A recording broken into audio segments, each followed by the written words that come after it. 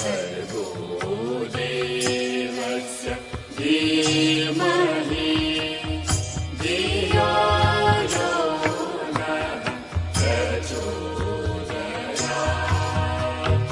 ॐ भूर्भुवः स्वः तत्सवितुर्वरेण्यं भर्गो देवस्य धीमहि धियो यो नः प्रचोदयात्।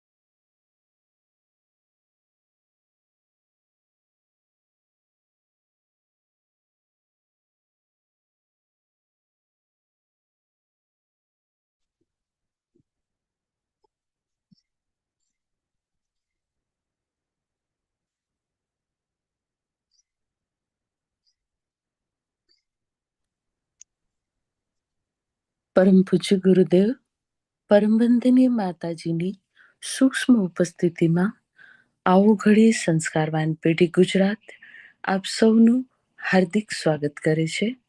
આવો ગાયત્રી મહામંત્ર સાથે ગુરુદેવ માતાજીનું આવાહન સાથે આપણે આજના સેશનની શરૂઆત કરીશું.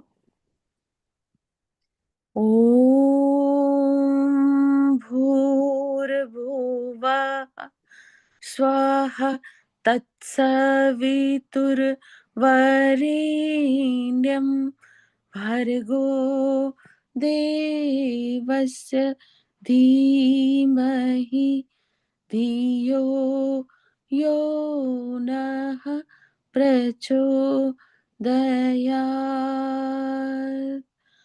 ઓમ ગુરુર્બ્રહ્મા ગુરુર્વિષ્ણુ ગુરુરેવ મહેશ્વર ગુરુરેવ પરબ્રહ્મ તસ્મૈ શ્રી ગુરવે નમઃ. અખંડમંડલાકારં વ્યાપ્तं येन चराचरं तत्पदं दर्शितं येन तस्मै श्री गुरवे नमः.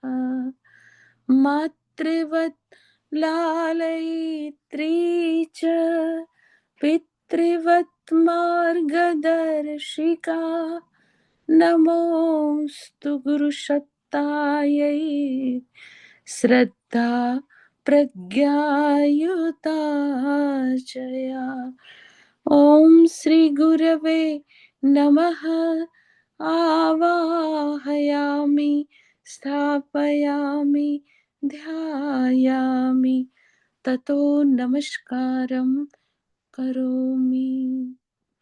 પરમ પૂજ્ય ગુરુદેવ, પરમ વંદનીય માતાજીની દિવ્ય સત્તા આપણી વચ્ચે છે એ ભાવ સાથે આજનું સેશન આપણે શરૂ કરવા માટે જઈ રહ્યા છીએ.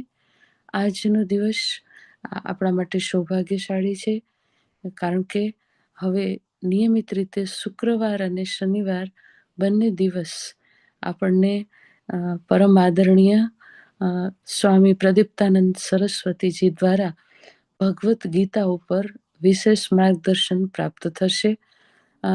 બધાની ડિમાન્ડ હતી, એને ધ્યાનમાં રાખીને આજથી આપણે એવું વિચાર્યું છે કે માતાની પાઠશાળાનું સેશન જે શુક્રવાર અને શનિવારના હોય છે, એમાં આદરણીય પ્રદીપ્તાનંદ સરસ્વતીજી કે જેઓ શ્રીમદ ભગવદ્ ગીતા ઉપર ખૂબ જ સુંદર માર્ગદર્શન ગર્ભવતી માતાઓને આપી રહ્યા છે, અને એ આપણને સતત એ દિવસોમાં શુક્ર અને શનિને આપશે. તો આજથી આપણે એની શરૂઆત કરવા માટે જઈ રહ્યા છીએ. હું વિનંતી કરીશ જેઓ આપણી વચ્ચે છે, પરમ આદરણીય સ્વામી પ્રદીપ્તાનંદ સરસ્વતીજીને, કે તેઓ આગળનું સંચાલન સંભાળે.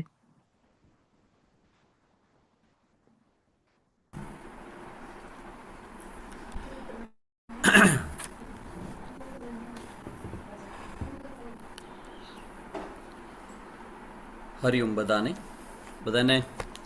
અવાજ તમારા સુધી પહોંચતો હશે. અમુક જણા વિડીયોમાં બતાય છે, ઓનલાઈનમાં વિડીયો ઓન છે. હા, આવે છે અવાજ બરાબર, ઓકે. તો સૌપ્રથમ અવાજ ધીમો આવે છે? ના, ધીમો, હા, અવાજ હવે આવશે. વચમાં સ્ટાર્ટ થશે પછી અવાજ આવશે. તો સૌથી પહેલાં કારણ કે મેં બહુ નજીક રાખ્યું છે મારું, એટલે તમને અવાજ બરાબર આવે એટલા માટે. અને ધીમો લાગે તો કહેજો, તો પછી અમે માઇક ચાલુ કરશું. અને આજે શરૂ કરીએ પહેલાં આપણે એક પ્રાર્થના કરી લઈ ભગવદ્ ગીતાની, એ પછી આપણે આપણા ચિંતનમાં પ્રવેશ કરશું. ઓમ સહના ભવતુ સહનો ભુનક્તુ સહ વીર્યં કરવાવહૈ તેજસ્વિનાવધીતમસ્તુ મા વિદ્વિષાવહૈ. ઓમ શાંતિ શાંતિ શાંતિ.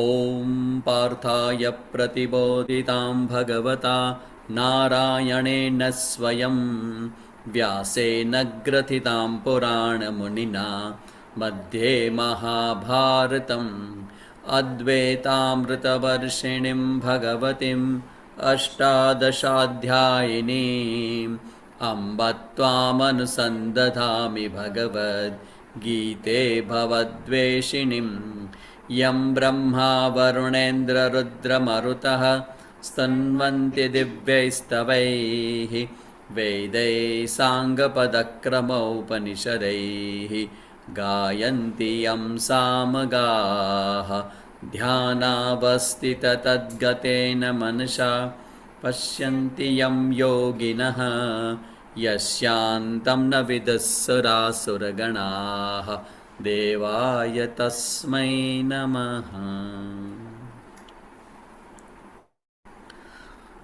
તો આપણે સૌથી પહેલાં તો તમારા બધા માટે તમારી માંગણીને ધ્યાનમાં રાખીને એક સ્ટેપ આગળ વધ્યા છીએ. દર શનિવારે આપણું ચિંતન ચાલ્યું, 2-3 શનિવાર, અને પછી હવે આપણે ચાલુ કર્યું શુક્રવાર અને શનિવાર. એટલે આજે આપણો સ્પેશિયલ દિવસ છે. હવેથી શુક્રવાર અને શનિવારે તમારી સાથે હું ભગવદ્ ગીતાની બધી વાતો હું કરીશ. અને આજે એક સારા સમાચાર એ પણ છે કે આજે આપણો આ ક્લાસ પત્યા પછી મારે ક્યાંય ભાગીને જવાનું નથી. એટલે તમારા ક્વેશ્ચન્સ જે હોય એ બધા ક્વેશ્ચન્સ તૈયાર રાખજો. આ થોડી ક્વેશ્ચન આન્સર પણ થશે આપણા વચ્ચે, કેમ કે આજે મારું પછીનું કોઈ કમિટમેન્ટ નથી. આવતીકાલે ફરી પાછું મારે જવું પડશે, કારણ કે આવતીકાલે જેવો આપણો 5 ને 5 ક્લાસ પૂરો થશે એટલે ઝડપથી મારે ગાંધીધામ પહોંચવાનું છે 6:30 વાગે. એટલે હું તરત જ ક્લાસ પૂરો કરીને હું અહીંથી નીકળી જઈશ. તો આમાંથી કોઈને યાદ હોય તો લાસ્ટ ટાઈમ આપણે, હા, ખાસ કરીને અમુક લોકો પોતાના વિડીયો ઓન રાખે તો મારે વાત કરવામાં થોડી મને અનુકૂળતા આવે.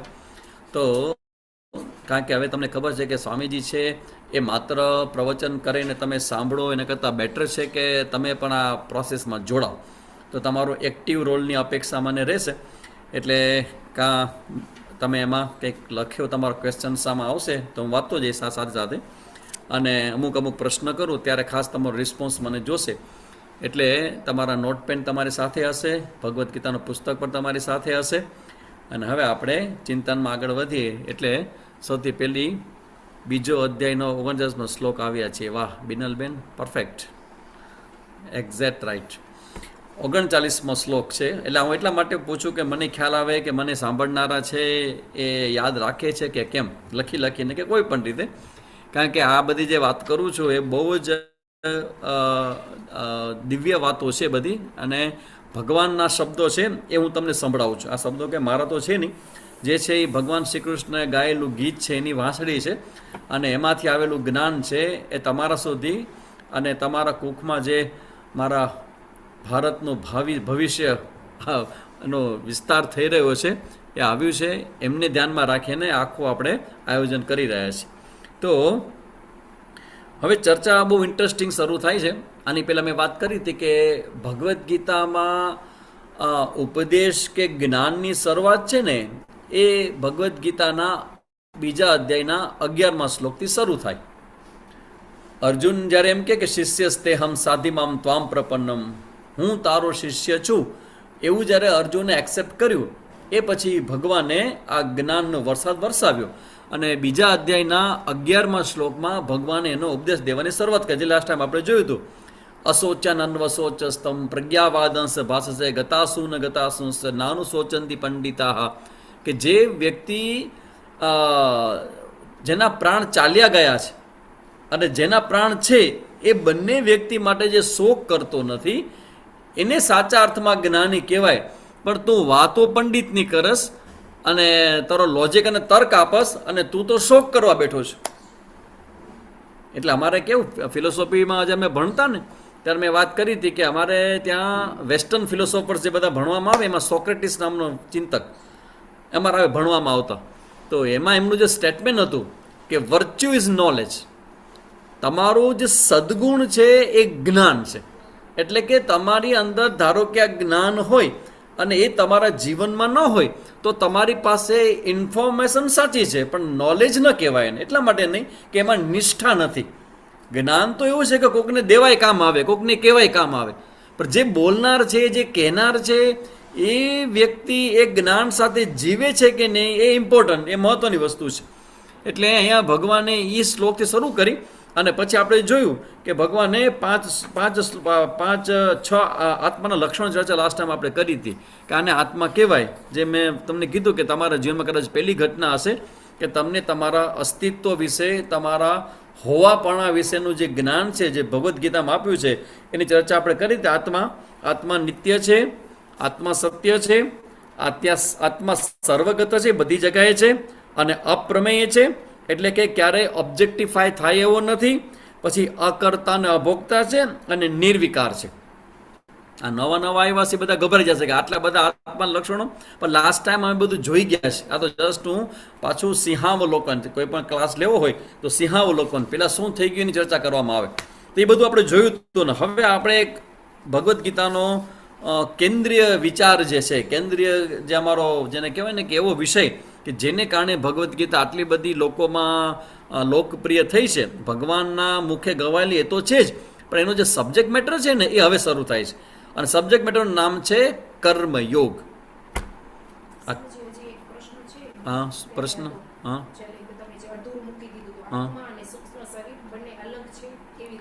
હા હા લાસ્ટ ટાઈમ કોઈનો ક્વેશ્ચન હતો કે આત્મા અને સૂક્ષ્મ શરીર બે એક છે કે અલગ અલગ છે. આ જેને પૂછ્યું તો એ હાજર છે કે નહીં જરા જણાવે મને. ઘણી વાર કેવું થાય કે જેને પૂછ્યું હોય આજે જ હાજર ન હોય એટલે પછી હું જવાબ આપું, પછી કે સ્વામીજી મારો જવાબ મને ન મળ્યો. લાસ્ટ ટાઈમ કોઈકે પ્રશ્ન કર્યો તો છેલ્લે કે આત્મા અને સૂક્ષ્મ શરીર એ બંને એક છે કે અલગ અલગ. હા હાજર છે. ઓકે ધારાબેન તમે જ પૂછ્યો છે. ઓકે મેં લાસ્ટ ટાઈમ વાત કરી કે બહુ સરસ મજાનો પ્રશ્ન છે. જે વાત ચર્ચા ત્યાં ચાલુ થઈ હતી મને યાદ છે કે એમ કહેવાય કે આત્મા જે છે એ આપણું જ્યારે શરીર આપણું મૃત્યુ પામે એટલે શરીરમાંથી આત્મા નીકળે અને બીજી જગ્યાએ યાત્રા કરે, બરાબર ને. આ બધાને ખબર છે, બધા કહેતા હોય ને આપણને પણ ખબર છે કે શરીરમાંથી આત્મા બહાર જાય છે, પણ સાચા અર્થમાં આત્મા કદી પણ શરીરની બહાર જાય નહીં. સૂક્ષ્મ શરીર જાય. સૂક્ષ્મ શરીર અને આત્મા બોથ આર ડિફરન્ટ. જેમ કે તમારું સ્થૂળ શરીર છે અને તમારું એક સૂક્ષ્મ શરીર છે. તો સૂક્ષ્મ શરીર એટલે મન, બુદ્ધિ, ચિત્ત ને અહંકાર.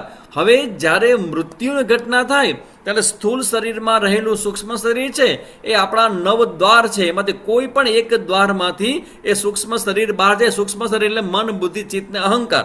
એટલે જ એવું કહેવાય કે પ્રીવિયસ લાઈફમાં આપણે જે જીવ્યા હોય, જેવા સંસ્કાર પ્રાપ્ત કર્યા હોય, એ બધા મનની અંદર, ચિત્તની અંદર સ્ટોર હોય અને ત્યાંથી જ એ જીવ યાત્રા કરે. કોઈ માતા પિતાના ઘરે સંતાન આવે તો ભાઈ ને બેન બંને હોય ને તો પણ બંનેનો સ્વભાવ ક્યારેક ક્યારેક અલગ જોવા મળે, કારણ કે બંનેનું પાસ્ટ લાઈફનું જે કર્મ હોય, એની જે સ્મૃતિ હોય ને એ બંનેની અલગ અલગ હોય. તો એ જે મન, બુદ્ધિ, ચિત્ત, અહંકાર છે એ શરીરની બહાર જાય. હવે જેને આત્મા કહેવામાં આવે છે એ આ મન, બુદ્ધિ, ચિત્ત, અહંકાર વાળા સૂક્ષ્મ શરીરનો પણ જોનારો છે, જેને સાક્ષી ચૈતન્ય કહેવામાં આવે. આત્મા શબ્દનો અર્થ થાય આપનોથી વ્યાપનોથી સર્વમ ઇતિ આત્મા. આપનોથી વ્યાપનોથી એટલે બધી જ જગાએ છે. જેમ કે આકાશ છે. હવે તમે મને કહો કે આકાશ છે એ આપણું મૃત્યુ થાય પછી આકાશ ક્યાંય ગતિ ખરે ખરા? અરે ભાઈ કેમ ગતિ? આકાશ તો બધી જગ્યાએ છે, એ ગતિ ક્યાં કરવાનું છે? આકાશની અંદર જે હોય ને એ ગતિ કરે. તો આ સૂક્ષ્મ શરીર ને સ્થૂળ શરીર છે એ આત્માની અંદર છે અને એ આત્મા બધી જગ્યાએ છે. એટલે આત્મા ગતિ ન કરે, પણ આપણે બીજા શબ્દો, વ્યવહારિક શબ્દોમાં સૂક્ષ્મ શરીરને આત્મા કહેવામાં આવતો હોય છે. એટલે આત્મા યાત્રા કરે એમ આપણે કહેતા હોઈએ છીએ. પણ હવે તમે બધા સ્વામીજી પાસે ભણો છો ભગવદ્ ગીતા, તો હવે તમારી પાસે થોડું ડેપ્થ આવ્યું છે. એટલે તમને હું કહી દઉં કે ખરેખર આત્મા ક્યાંય ગતિ કરતો નથી. કેમ કે અહીં કહેવામાં આવે કે ભાઈ આત્મા જે સ્થિર જ છે, આત્મા બધી જગ્યાએ છે, ગતિ ન કરે. ગતિ કરે એ સૂક્ષ્મ શરીર. એટલે તમે વાસ્તવમાં સ્થૂળ શરીર પણ નથી, તમે વાસ્તવમાં સૂક્ષ્મ શરીર પણ નથી, તમે વાસ્તવમાં આ જેને આત્મા કહેવામાં આવે ને એ આપણું સાચું સ્વરૂપ છે. હવે એના વિશે આપણને બહુ કંઈ ખબર નથી, એટલે એને કહેવાય અવિદ્યા કે અજ્ઞાન. અને અવિદ્યા કે અજ્ઞાન એટલે આપણો સંસાર. આ સંસારમાં તમારો જન્મ થયો છે શેના માટે? આની પહેલા મેં પ્રશ્ન કર્યો હતો કે એક્સિડન્ટલી તમારો જન્મ થઈ ગયો છે, તમને ખબર ને જન્મ થઈ ગયો છે?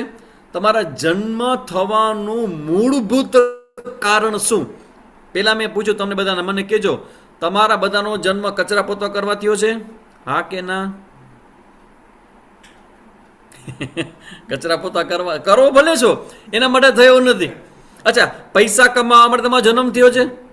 તો કે ના, એના માટે નહીં. અચ્છા, ઘર પરિવાર સંતાનો ઉત્પન્ન કરવા પછી એને ગોઠવવા, શું એના માટે તમારો જન્મ થયો છે? તો કે ના, એના માટે પણ નથી થયો. તો હવે હું પૂછું કે વાસ્તવમાં આ જે જન્મ થાય ને બધાનો, એ જન્મ કોના માટે થાય ખબર છે? તમારો જન્મ જે થયો છે એ મુખ્યતઃ આ અવિદ્યા કે અજ્ઞાનને દૂર કરવા માટે, જ્ઞાન મેળવવા માટે તમારો જન્મ થયો છે. એટલે હવે તમે બધા બહેનો સમજો કે ન સમજો, ચિંતા ન કરજો, કારણ કે તમારા ગર્ભની અંદર છે. કારણ શરીર વિશે સમજાવજો ને. વાહ, જાગૃતિ બેન પ્રશ્ન જોતા કાઢી આવે છે. કારણ શરીર, ઓકે, કરું એક મિનિટ ચર્ચા. તો તમારા શરીરમાં જે કોઈ જીવાત્મા આવ્યો છે એ બાળક જે છે એને અંદર ખાસ આ વિચાર મૂકું છું કે જન્મ થવાનું મુખ્ય કારણ છે એ સંસારના ભોગ નથી, સંસારના કર્મો નથી, પણ સંસારમાં આવીને પોતાના અસ્તિત્વનું જ્ઞાન છે ને એના માટે આપણો જન્મ થયો છે. જ્ઞાન મેળવવા માટે. જ્ઞાન કેવું? જેમ મેં હમણાં 6 લક્ષણો આત્માના કીધા કે આત્મા સત્ય છે, આત્માને કાપી શકાતો નથી, આત્માને છેડી શકાતો નથી, આત્માને પાણીથી ભીંજવી શકાતો નથી, આત્મા અમર છે, એટલે આત્મા બધી જગ્યાએ છે. આ જ્ઞાન મેળવવા માટે જ તમારો જન્મ થયો છે. અને એ જ્ઞાન અત્યારે તમે બધા સાંભળી રહ્યા છો. તમારા ઘરમાં બેસીને અમુક બહેનો રસોઈ કરતા હોય, અમુક બહેનો બેઠા હોય, વાંચતા હોય, જે કરતા હોય, કરતા સાંભળીને તમે જે સાંભળો છો એ સમગ્ર મનુષ્ય જાતિ આખી છે એના જન્મનું મૂળભૂત કારણ છે આ જ્ઞાન. અને આ જ્ઞાનની ચર્ચા હવે બેન એક પૂછે છે મને કે કારણ શરીરના સંદર્ભમાં સ્વામીજી કહેજો. જો એમાં એવું છે કે આપણા 3 શરીર છે, જે કારણ શરીર ચર્ચા મેં કરી નથી પણ મેં અલગ નામ આપ્યું છે. જેમ કે તમારું જે ફિઝિકલ બોડી, જે સ્થૂળ શરીર છે, એક ઈ શરીર છે. પછી બીજું છે સૂક્ષ્મ શરીર, મન, બુદ્ધિ, ચિત્ત, અહંકાર. અને ત્રીજું છે કારણ શરીર. આ કારણ શરીરનું નામ છે અવિદ્યા કે અજ્ઞાન. જેને કારણે આ બંને શરીર જન્મ લે છે એને કહેવાય કારણ શરીર. તો એક સ્થૂળ શરીર, એક સૂક્ષ્મ શરીર અને ત્રીજું છે કારણ શરીર. કારણનો મતલબ જ કે બીકોઝ, વાય. તમે કોને કારણે છો? અવિદ્યાને કારણે, અજ્ઞાનને કારણે. કેમ અવિદ્યા કે અજ્ઞાન? જ્યારે તમને જ્ઞાન થશે, જ્યારે તમારી જ્ઞાન આવશે, ત્યારે તમારું જન્મ મરણનું આ ચક્કર છે ને એ બધું બંધ થઈ જશે. Everything will be close, chapter close થઈ જશે. એટલે કહેવાય કે જે જ્ઞાની પુરુષ હોય ને એના જન્મ ન થાય. કેમ કે એનો જન્મનું જે કારણ હતું અવિદ્યા માર્ગે છે, અને આ અવિદ્યામાંથી છૂટવા માટે, દૂર કરવા માટે વિદ્યા જોઈએ. અને વિદ્યા કોણ આપે છે? કૃષ્ણમ વંદે જગદગુરુ. આ ભગવાન શ્રી કૃષ્ણ જે ભગવદ્ ગીતામાં જ્ઞાન આપે છે ને એ આખા જગતના ગુરુ છે. અને એ શું જ્ઞાન આપે છે? આપણા સ્વરૂપ વિશેનું આપણને જ્ઞાન આપે છે. એટલે કારણ શરીર એટલે અવિદ્યા કે અજ્ઞાન. હવે ટોપિક ઉપર આપણે આવીએ. તમારા પ્રશ્ન મને એમ છે જે લાસ્ટ ટાઈમ પૂછ્યા હતા, હવે કોઈ બાકી નથી. અમે અમુક લોકોને બેસાડ્યા છે કે તમારા જે ક્વેશ્ચન આવે ને લખી લે છે, જેથી કરીને ભૂમિ પટેલ રેસ યોર હેન્ડ. ભૂમિ પટેલને કંઈક કેવું છે, પ્રશ્ન કરવો છે કે કંઈક લખવું છે?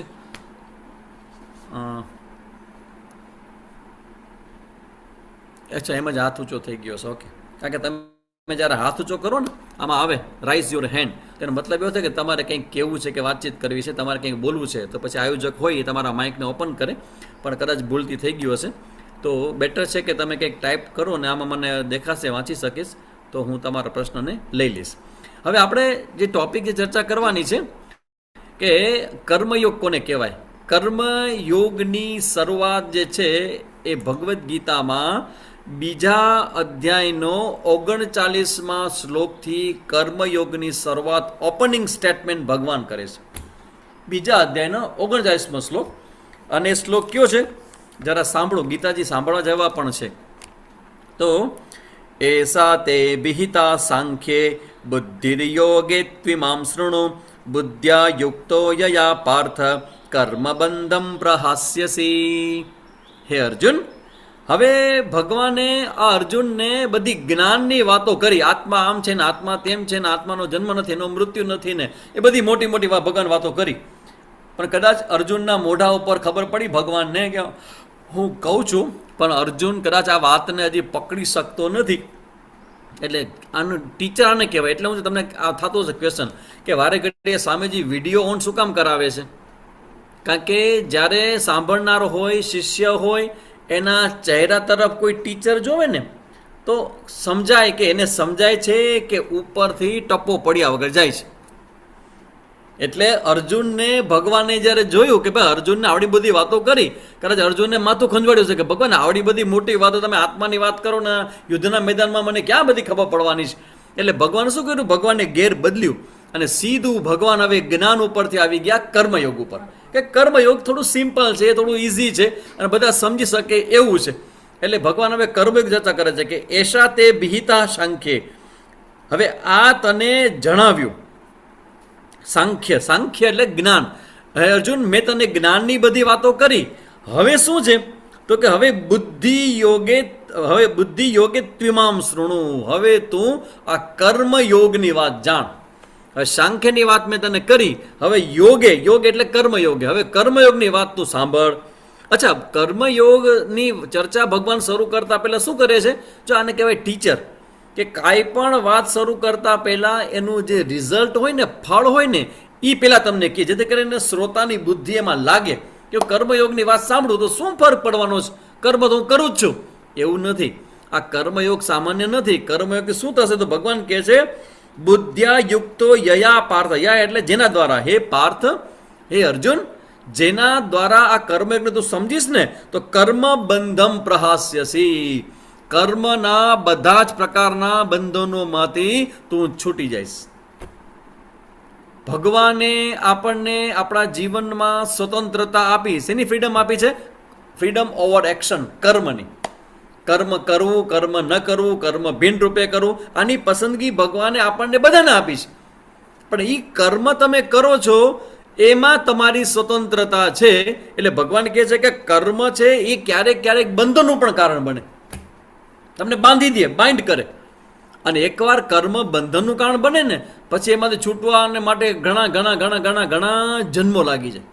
એટલે ભગવાન પેલું વાક્ય કરે કે જો તું કર્મમાંથી કર્મયોગ ઉપર આવીશ અને કર્મયોગ કરતો થઈ જઈશ તો તારા જીવનમાં આ જે કર્મ છે ને એ તને બાંધશે નહીં. હા, તો હવે આપણને રસ પડે. આ તો સારું છે ભાઈ, હું કર્મ કરું. અર્જુનનો મૂળભૂત પ્રશ્ન શું હતો કે ભગવાન હું આ બધાને મારું, આ બધાની હત્યા કરું અને આ બધા મરી જાય તો એમાં પુરુષો બધા વહી જશે ને સ્ત્રીઓ બધી બાકી રહેશે, અમુક જ પુરુષો બચશે ને એમાં વર્ણ સંકરતા ઊભી થશે, પછી એમાં ધર્મનો નાશ થશે, કુળનો નાશ થશે, તો આ બધાનું પાપ થશે. પાપ તો મારા ઉપર આવશે ને બધું, કારણ કે હું આ બધાને મારું છું, એટલા માટે મારું કર્મ લોકોને મારવાનું છે. તો મારા કર્મથી જો આ બધો પાપ ઉત્પન્ન થાય તો પછી મારે કર્મ કરવું શું કામ? એ અર્જુનનો પ્રશ્ન હતો. અને ભગવાન કહે છે કે અર્જુન સાંભળ, તારા કર્મથી આ પાપ ઉત્પન્ન થાય, પણ જો તું તારા કર્મની અંદર સકામતાને દૂર કરી અને નિષ્કામતાને જો લાવીશ તો આ કર્મ તારું તને ક્યાંય બાંધશે નહીં. એટલે આપણા સનાતન પરંપરાની અંદર કર્મ કરતા કર્મ પાછળની ભાવના સૌથી વધુ મહત્વની છે. તમે કર્મ શું કરો છો એના કરતાં મહત્વનું છે તમે કેવી દ્રષ્ટિથી, કેવી માનસિકતાથી, કેવા વિચારોથી અને કેવા એજન્ડાથી તમે કર્મ કરો છો. એટલે હવે ભગવાન કહે છે કે આ કર્મ યોગને તું જાણીશ ને તો બધા જ પ્રકારના બંધનમાંથી મુક્ત થઈ જશે. અને પછી ભગવાન કર્મયોગની ચર્ચા કરીને પછી એના પછીના શ્લોકમાં વખાણ કરે છે, શ્રુતિ જેને કહે ને પ્રશંસા કરે છે કે આવા જે કર્મયોગી હોય એ લોકો આવું કરતા હોય તો એનું થોડું પણ આચરણ સ્વલ્પમ અપ્ય ધર્મસ્ય ત્રાયતે મહતો ભયાત, મહાન ભયમાંથી તમને આ કર્મયોગ અને આવું સુંદર મજાનું કર્મ તમને મહાન ભયમાંથી મુક્ત કરે છે. ચાલો હવે આ જોયા પછી આપણે આવી છે શ્લોક નંબર 47, જે તમને બધા આમાંથી ઘણા બધાને આવડતો હશે. ભગવદ્ ગીતાનો સૌથી વધારે ચર્ચાસ્પદ અને સૌથી વધુ ફેમસ શ્લોક હોય ને તો આ છે. હવે હું બોલું, તમે માનશો બધા હારે બોલવા.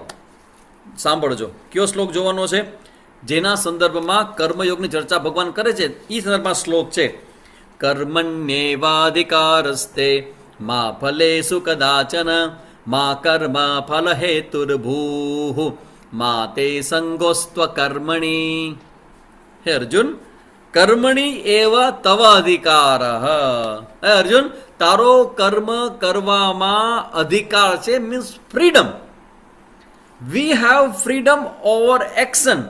કર્મની પસંદગી કરવામાં, પસંદ કરું પછી કર્મ કરું, કર્મ ન કરું કે બીજું કોઈ કર્મ કરું કે ભિન્ન રૂપે કર્મ કરું, આ બધી જ સ્વતંત્રતા ભગવાને આપણને કર્મમાં આપી છે. આ ફ્રીડમ છે આપણી પાસે, મનુષ્ય બધા પાસે. પ્રયત્ન કરવાની, મહેનત કરવાની ફ્રીડમ ભગવાને આપી છે. કર્મણી એવ તવ અધિકાર. ભગવાન ચોખ્ખું કહે છે કે કર્મની પસંદગીમાં તારો અધિકાર છે. મા ફલેષુ કદાચન. જો આ જે આખું જે શ્લોક છે ને એ શ્લોક અમે લોકોને લઈએ છીએ સ્ટ્રેસ મેનેજમેન્ટ માટે. અત્યારના સમયમાં સૌથી મોટો અત્યારનો પ્રોબ્લેમ જે બધા લોકો ફીલ કરે છે ને એ સ્ટ્રેસ મેનેજમેન્ટ. સ્ટ્રેસ એટલે તણાવ. તણાવનો મતલબ એવો છે કે તમને જે તમારા ભાગે આવેલું કર્મ છે એ કર્મ સૌથી પહેલાં તમને ગમતું જ નથી, જેને કહેવાય જોબ સેટિસ્ફેક્શન. હવે કોકને થવું છે ટીચર, ટીચર ન થઈ શક્યા તો હવે શું કરું તો કે બિઝનેસમાં ઘૂસી જાઓ. એ માણસ બિઝનેસ કરે છે પણ એને થવું તું ટીચર અને કરે છે બિઝનેસ, તો એને બિઝનેસ કરવાની મજા નહીં આવે. હમણાં જ મને એક વ્યક્તિ મળવા આવ્યા હતા અને સામે જ ઘણી બધી વાતો કરી. પછી એને અમુક એક બિઝનેસ ચાલુ કરવો હતો. એટલે મેં કીધું કે તમે બિઝનેસ આવો કંઈક બીજો વ્યવસ્થિત બિઝનેસ ચાલુ તમે કરી શકો, પણ સાવ સામાન્ય બિઝનેસ તમે ન કરી શકો. પછી તમે ભણ્યા શું છો? તો એ ભાઈ મને કહે કે સ્વામીજી મેં CA કર્યું છે. અને હું હલી ગયો અંદરથી કે CA કરનાર વ્યક્તિ હોય એ સામાન્ય બધા જીએસટીની બીજી બધી દુકાનો કાઢવાની વાત કરી કેમ બને? CA કરેલું છે આમ કેમ બને? કે તમે CA કરેલા હો તો તમે આવો સામાન્ય વેપાર બિઝનેસ કેમ કરો? કે સ્વામીજી મારે થાવું નહોતું, બધા ભેગા થઈને મને ધક્કો મારી દો CA કરવામાં. એટલે હવે એનું કર્મ ખરેખર એનું જે કર્મ એને ગમતું શું તો કે મારે બિઝનેસ કરવો છે, એનું ગમતું તો નહીં. એની બદલે હવે CA ભણ્યા એટલે હવે મારે જોબ કરવી પડશે અથવા મારે ઓફિસ કરવી પડશે જે મને ગમતી નથી. તો જેને કહે જોબ સેટિસ્ફેક્શન. તો એ જ્યારે જોબ સેટિસ્ફેક્શન ન મળે ને ત્યારે સ્ટ્રેસ ઊભું થાય.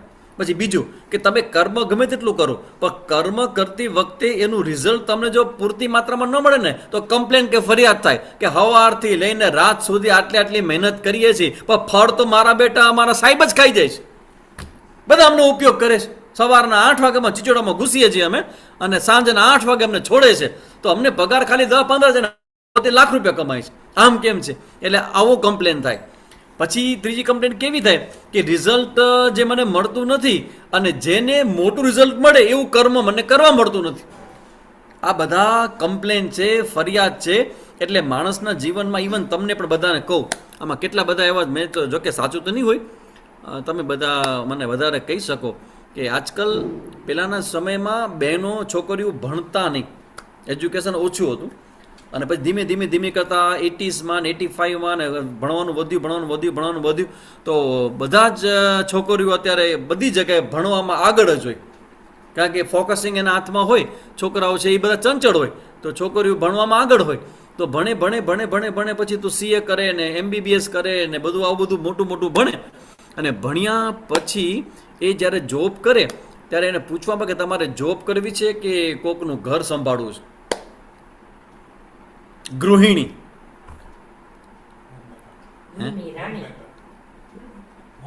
Homemaker, ગૃહિણી, homemaker. વાહ, સરસ. ગૃહિણી, હોમમેકર શું બનવું છે? જો ભાઈ હું ભણી છું એટલે હું જોબ તો કરીશ. જોબ કરે એમાં કોઈ વાંધો નથી. મુદ્દો આખો એ છે કે મને સાંભળવા એવું મળ્યું છે કે હવે આજકાલના જે છોકરીઓ જે બધી ભણે છે ને એ ભણવાનું બીજા ઘણા બધા કારણો હશે, પણ એક કારણ, છુપું કારણ એ છે કે છોકરીઓને ઘરનું કામ કરવું ગમતું નથી. એગ્રી કે આ વાતને તમારા માટે નથી હો. તમે જો આપણા જે લોકો ગ્રુપમાં બેઠા છે ને 100 જણા બેઠા છે ત્યારે એ કોઈના માટે નથી આ વાત. આ તો જે આપણા ગ્રુપમાં નથી એના વિશેની વાત કરું છું, ઇન જનરલ વાત કરું છું. તમે મને કહો કે આ મુદ્દામાં તમે એગ્રી છો કે નહીં, કે આજકાલ છોકરીઓ જે ભણે છે એમ કે ઓફિસમાં જવા મળે, ટેબલ પર બેસવા, 99% સાચી વાત છે. વાહ, ગુડ. ઓફિસમાં જવા મળે, બેસવા મળે, પંખાચે કામ કરવા મળે, તો કચરા પોતા હું શું કામ કરું? ઠામ શું કામ વાળું? હું ઠામ શું કામ ધોઉં? કપડાં શું કામ ધોઉં? એના કરતાં બેટર છે કે હું સરસ મજાની ટેબલ ખુરશી પર બેસું અને કોમ્પ્યુટર પર બેસી અને મારું કામ કરું. Absolute right. વાહ, કરેક્ટ. આ મોટાભાગના બધા બહેનો એગ્રી કરે છે કે વાત તમારી સ્વામીજી સાચી છે કે સમાજની અંદર હું ફરું છું ને તો હું ઘણા બધા પ્રશ્નોને જોઉં છું. એટલે હું હવે બહુ ગંભીર છું અને ગંભીર બાબતમાં છું કે જો ઘરમાં કોઈ છોકરી લગ્ન કરીને આવે, તમે જ બધા મને કહેજો, કોઈ છોકરી લગ્ન કરીને આવે કોઈના ઘરમાં અને જો એને ઘરનું કામ કરવું ન ગમે તો મને કહો કે ઘરનું થાય શું? તમે મને કહો. આ જે લોકો ઘરનું કામ કરે બધા બહેનોને ખબર હશે કે ગમે તેટલા દિવસ, ગમે તેટલો સમય આપો એ પૂરો થવાનો નથી. કેટલું બધું કામ હોય, ઝાપટ હોય, મહેમાનો આવવાના હોય, નાસ્તા પાણી કરવાના, છોકરાને સ્કૂલે મોકલવાના હોય, મહેમાનો, બધી વ્યવસ્થા તમારે ઘર અપ ટુ ડેટ રાખવું પડે. ઇવન તમે અમારા આશ્રમમાં ક્યારે આવ્યા નથી. અમારા આશ્રમમાં આવો તો તમને ખબર પડે કે આશ્રમ કેટલો, બેન આવ્યા પૂછો કેવો છે આશ્રમ, નીટ એન્ડ ક્લીન, બરાબર, પરફેક્ટ. તો એમને પરફેક્ટ ન થાય, એના માટે તમારે ટાઈમ દેવો પડે, સમય દેવો પડે. તો આઈ એમ નોટ એગ્રી. ઓકે, ચલો. હા, એટલે એમાં હિરલબેન એવું છે કે આ જે સ્ટેટમેન્ટ છે ને એ સ્ટેટમેન્ટ ઇન જનરલ છે. મોટા ભાગની અત્યારે તમે 100 છોકરીઓને પસંદ કરો તો એમાંથી લગભગ 80% છોકરી કે 85% છોકરીઓ એવી નીકળે કે જેને ખરેખર ઘરનું કામ છે એ બહુ લો લાગે, એટલા માટે એ જોબ કરી એનું સ્ટેટસ મેન્ટેન કરે, એની ફ્રીડમ મેન્ટેન કરે. કારણ કે તમે જ્યારે ઘરનું કામ કરો ને તમારી ફ્રીડમ ઘણી બધી ટૂંકી થઈ જાય. એટલે ઇન જનરલ, આ કોઈ વ્યક્તિગત કે એવું કંઈ નથી. કદાચ તમે તમારી સાચા પણ હશો, પણ મને જ્યાં સુધી અત્યાર સુધી એમાં સાંભળવા મળ્યું છે, જ્યાં સુધીમાં બધા લોકો સાથે મેં વાતો કરી છે, તો હવે એમાં કર્મયોગમાં વાત ભગવાન જ કરવાના છે કે આ કર્મ જે છે કે જે મારે કરવાનું કર્મ છે એને કહેવાય સ્વધર્મ.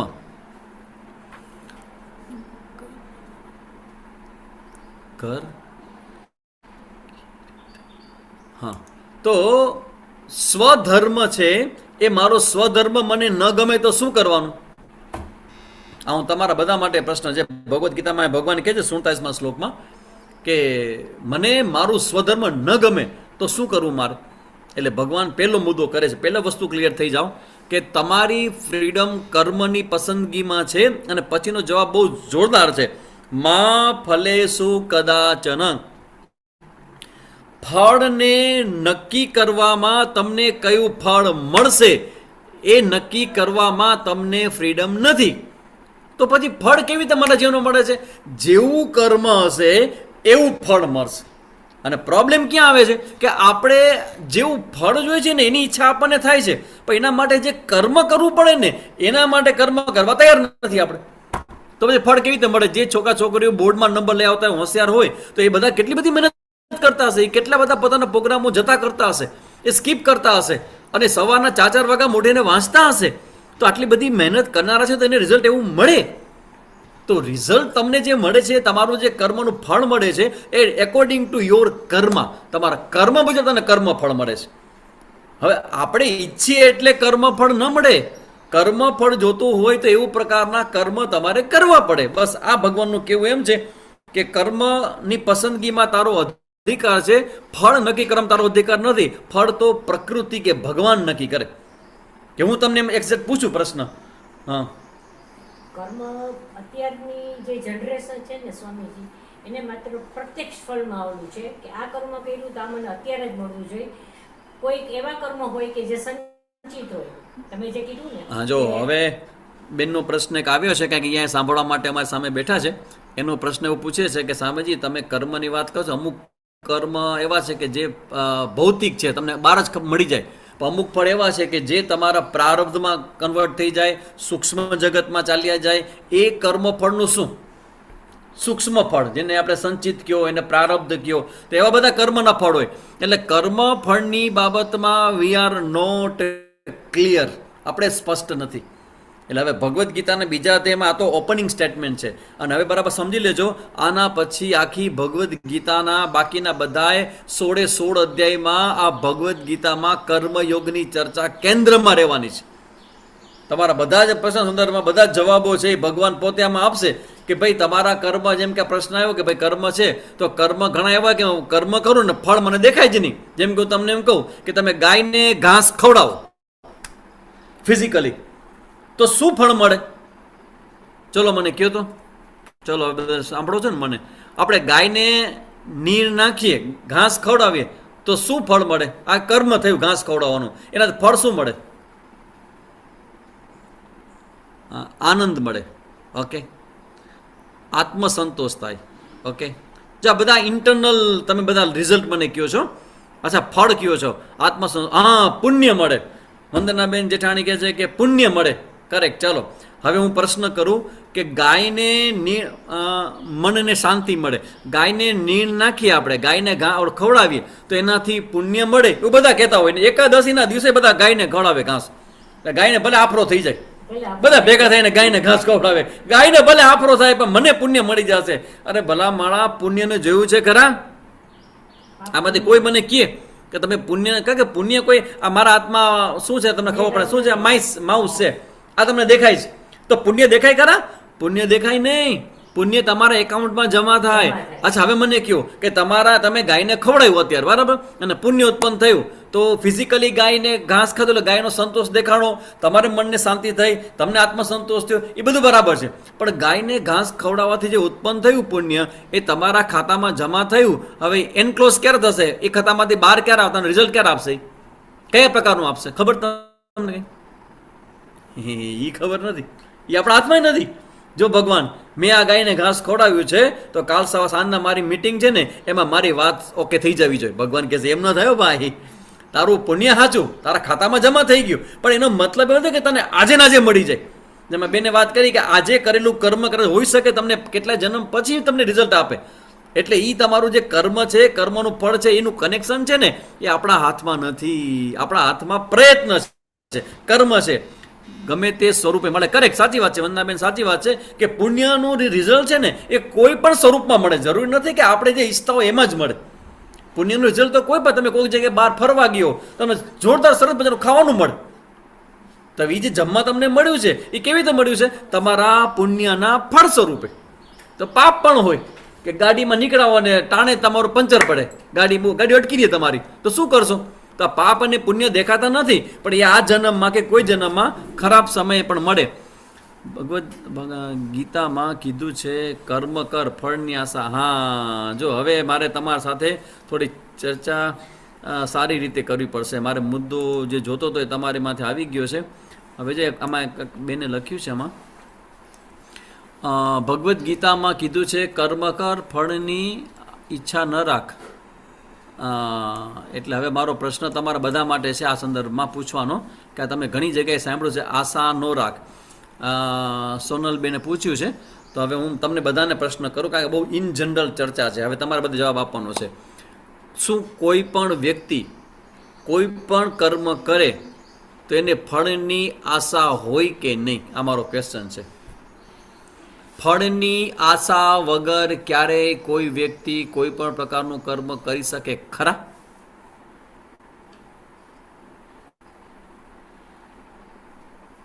કોઈ કર્મ ક્યારેય પણ, જો તમે બહુ વિચારજો નહીં કારણ કે આપણી પાસે ટાઈમ એટલું બધું નથી, હું તમને એમ જ કીધું.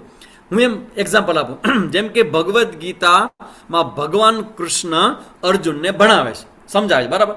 તો હવે તમે મને કહો, શું ભગવાનના મનમાં પણ એવી આશા નહીં હોય કે અર્જુન આ મારી વાતને સમજે? ઇવન મને, હું તમારી સામે અત્યારે આ બધું આમ બરાબર તૈયાર બૈયાર થઈને બેઠો છું, તમારો ક્લાસ લઉં છું, તો શું મને અપેક્ષા ન હોય કે તમે મારી વાતને સમજો? હોય જ. અપેક્ષા કાંઈક ને કાંઈક તો રહેવાની જ છે. અપેક્ષા વગર, એક શબ્દ છે સંસ્કૃતમાં, અનુદ્દેશ્ય મંદોપી ન પ્રવર્તતે. ઉદ્દેશ્ય વગર તો ગાંડો માણસ પણ ગાન પણ ન કાઢે. એટલે એનું લોજિક જુદું હશે.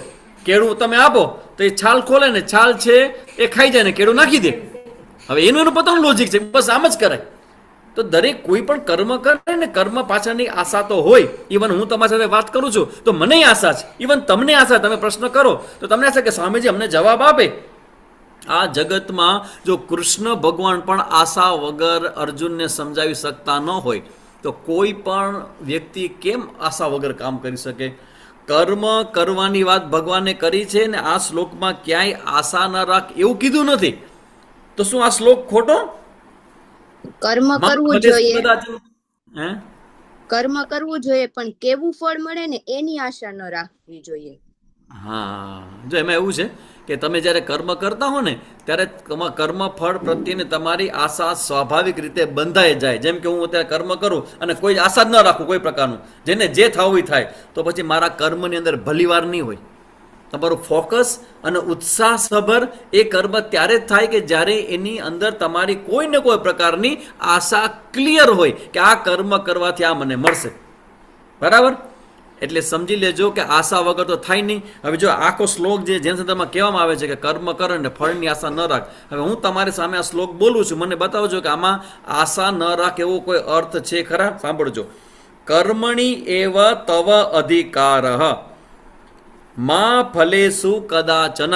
કર્મ કરવામાં તારો અધિકાર છે, ફળમાં નથી. વાક્ય પૂરું કરો તો. વાક્ય બોલું છું. કર્મ કરવામાં તારો અધિકાર છે, ફળમાં નથી. શું નથી? ફળમાં અધિકાર. હા, સિમ્પલ. ફળમાં અધિકાર નથી. એટલે કે ફળ તું નક્કી ન કરી શક, એ ભગવાન નક્કી કરે. એટલે ફળ નક્કી કરવાની સ્વતંત્રતા ભગવાન પાસે છે, આપણી પાસે કર્મ નક્કીની સ્વતંત્રતા છે. એટલે આપણે કર્મ કરીએ અને પછી કે મા કર્મ ફલ હેતુર્ભૂહુ, તું કર્મમાં કર્તૃત્વનું અભિમાન કરી અને કર્મને બંધનમાં ન લેજે. અને મા તે સંગતું અકર્મણી, તું કર્મ ન કરવા બતાવે પ્રીતિ ન થાવ. તો હવે પ્રશ્ન થાય કે સ્વામીજી કર્મની આશા વગર કર્મ ન થાય તો પછી નિષ્કામ કર્મ કોને કહેવાય? સાંભળજો. પરમાર્થ સાથે કર્યું હોય એ. નિષ્કામ કર્મ એટલે જે તમારું સ્વધર્મ છે એ કર્મ કરવાની પ્રેરણાથી જ કરવામાં આવે.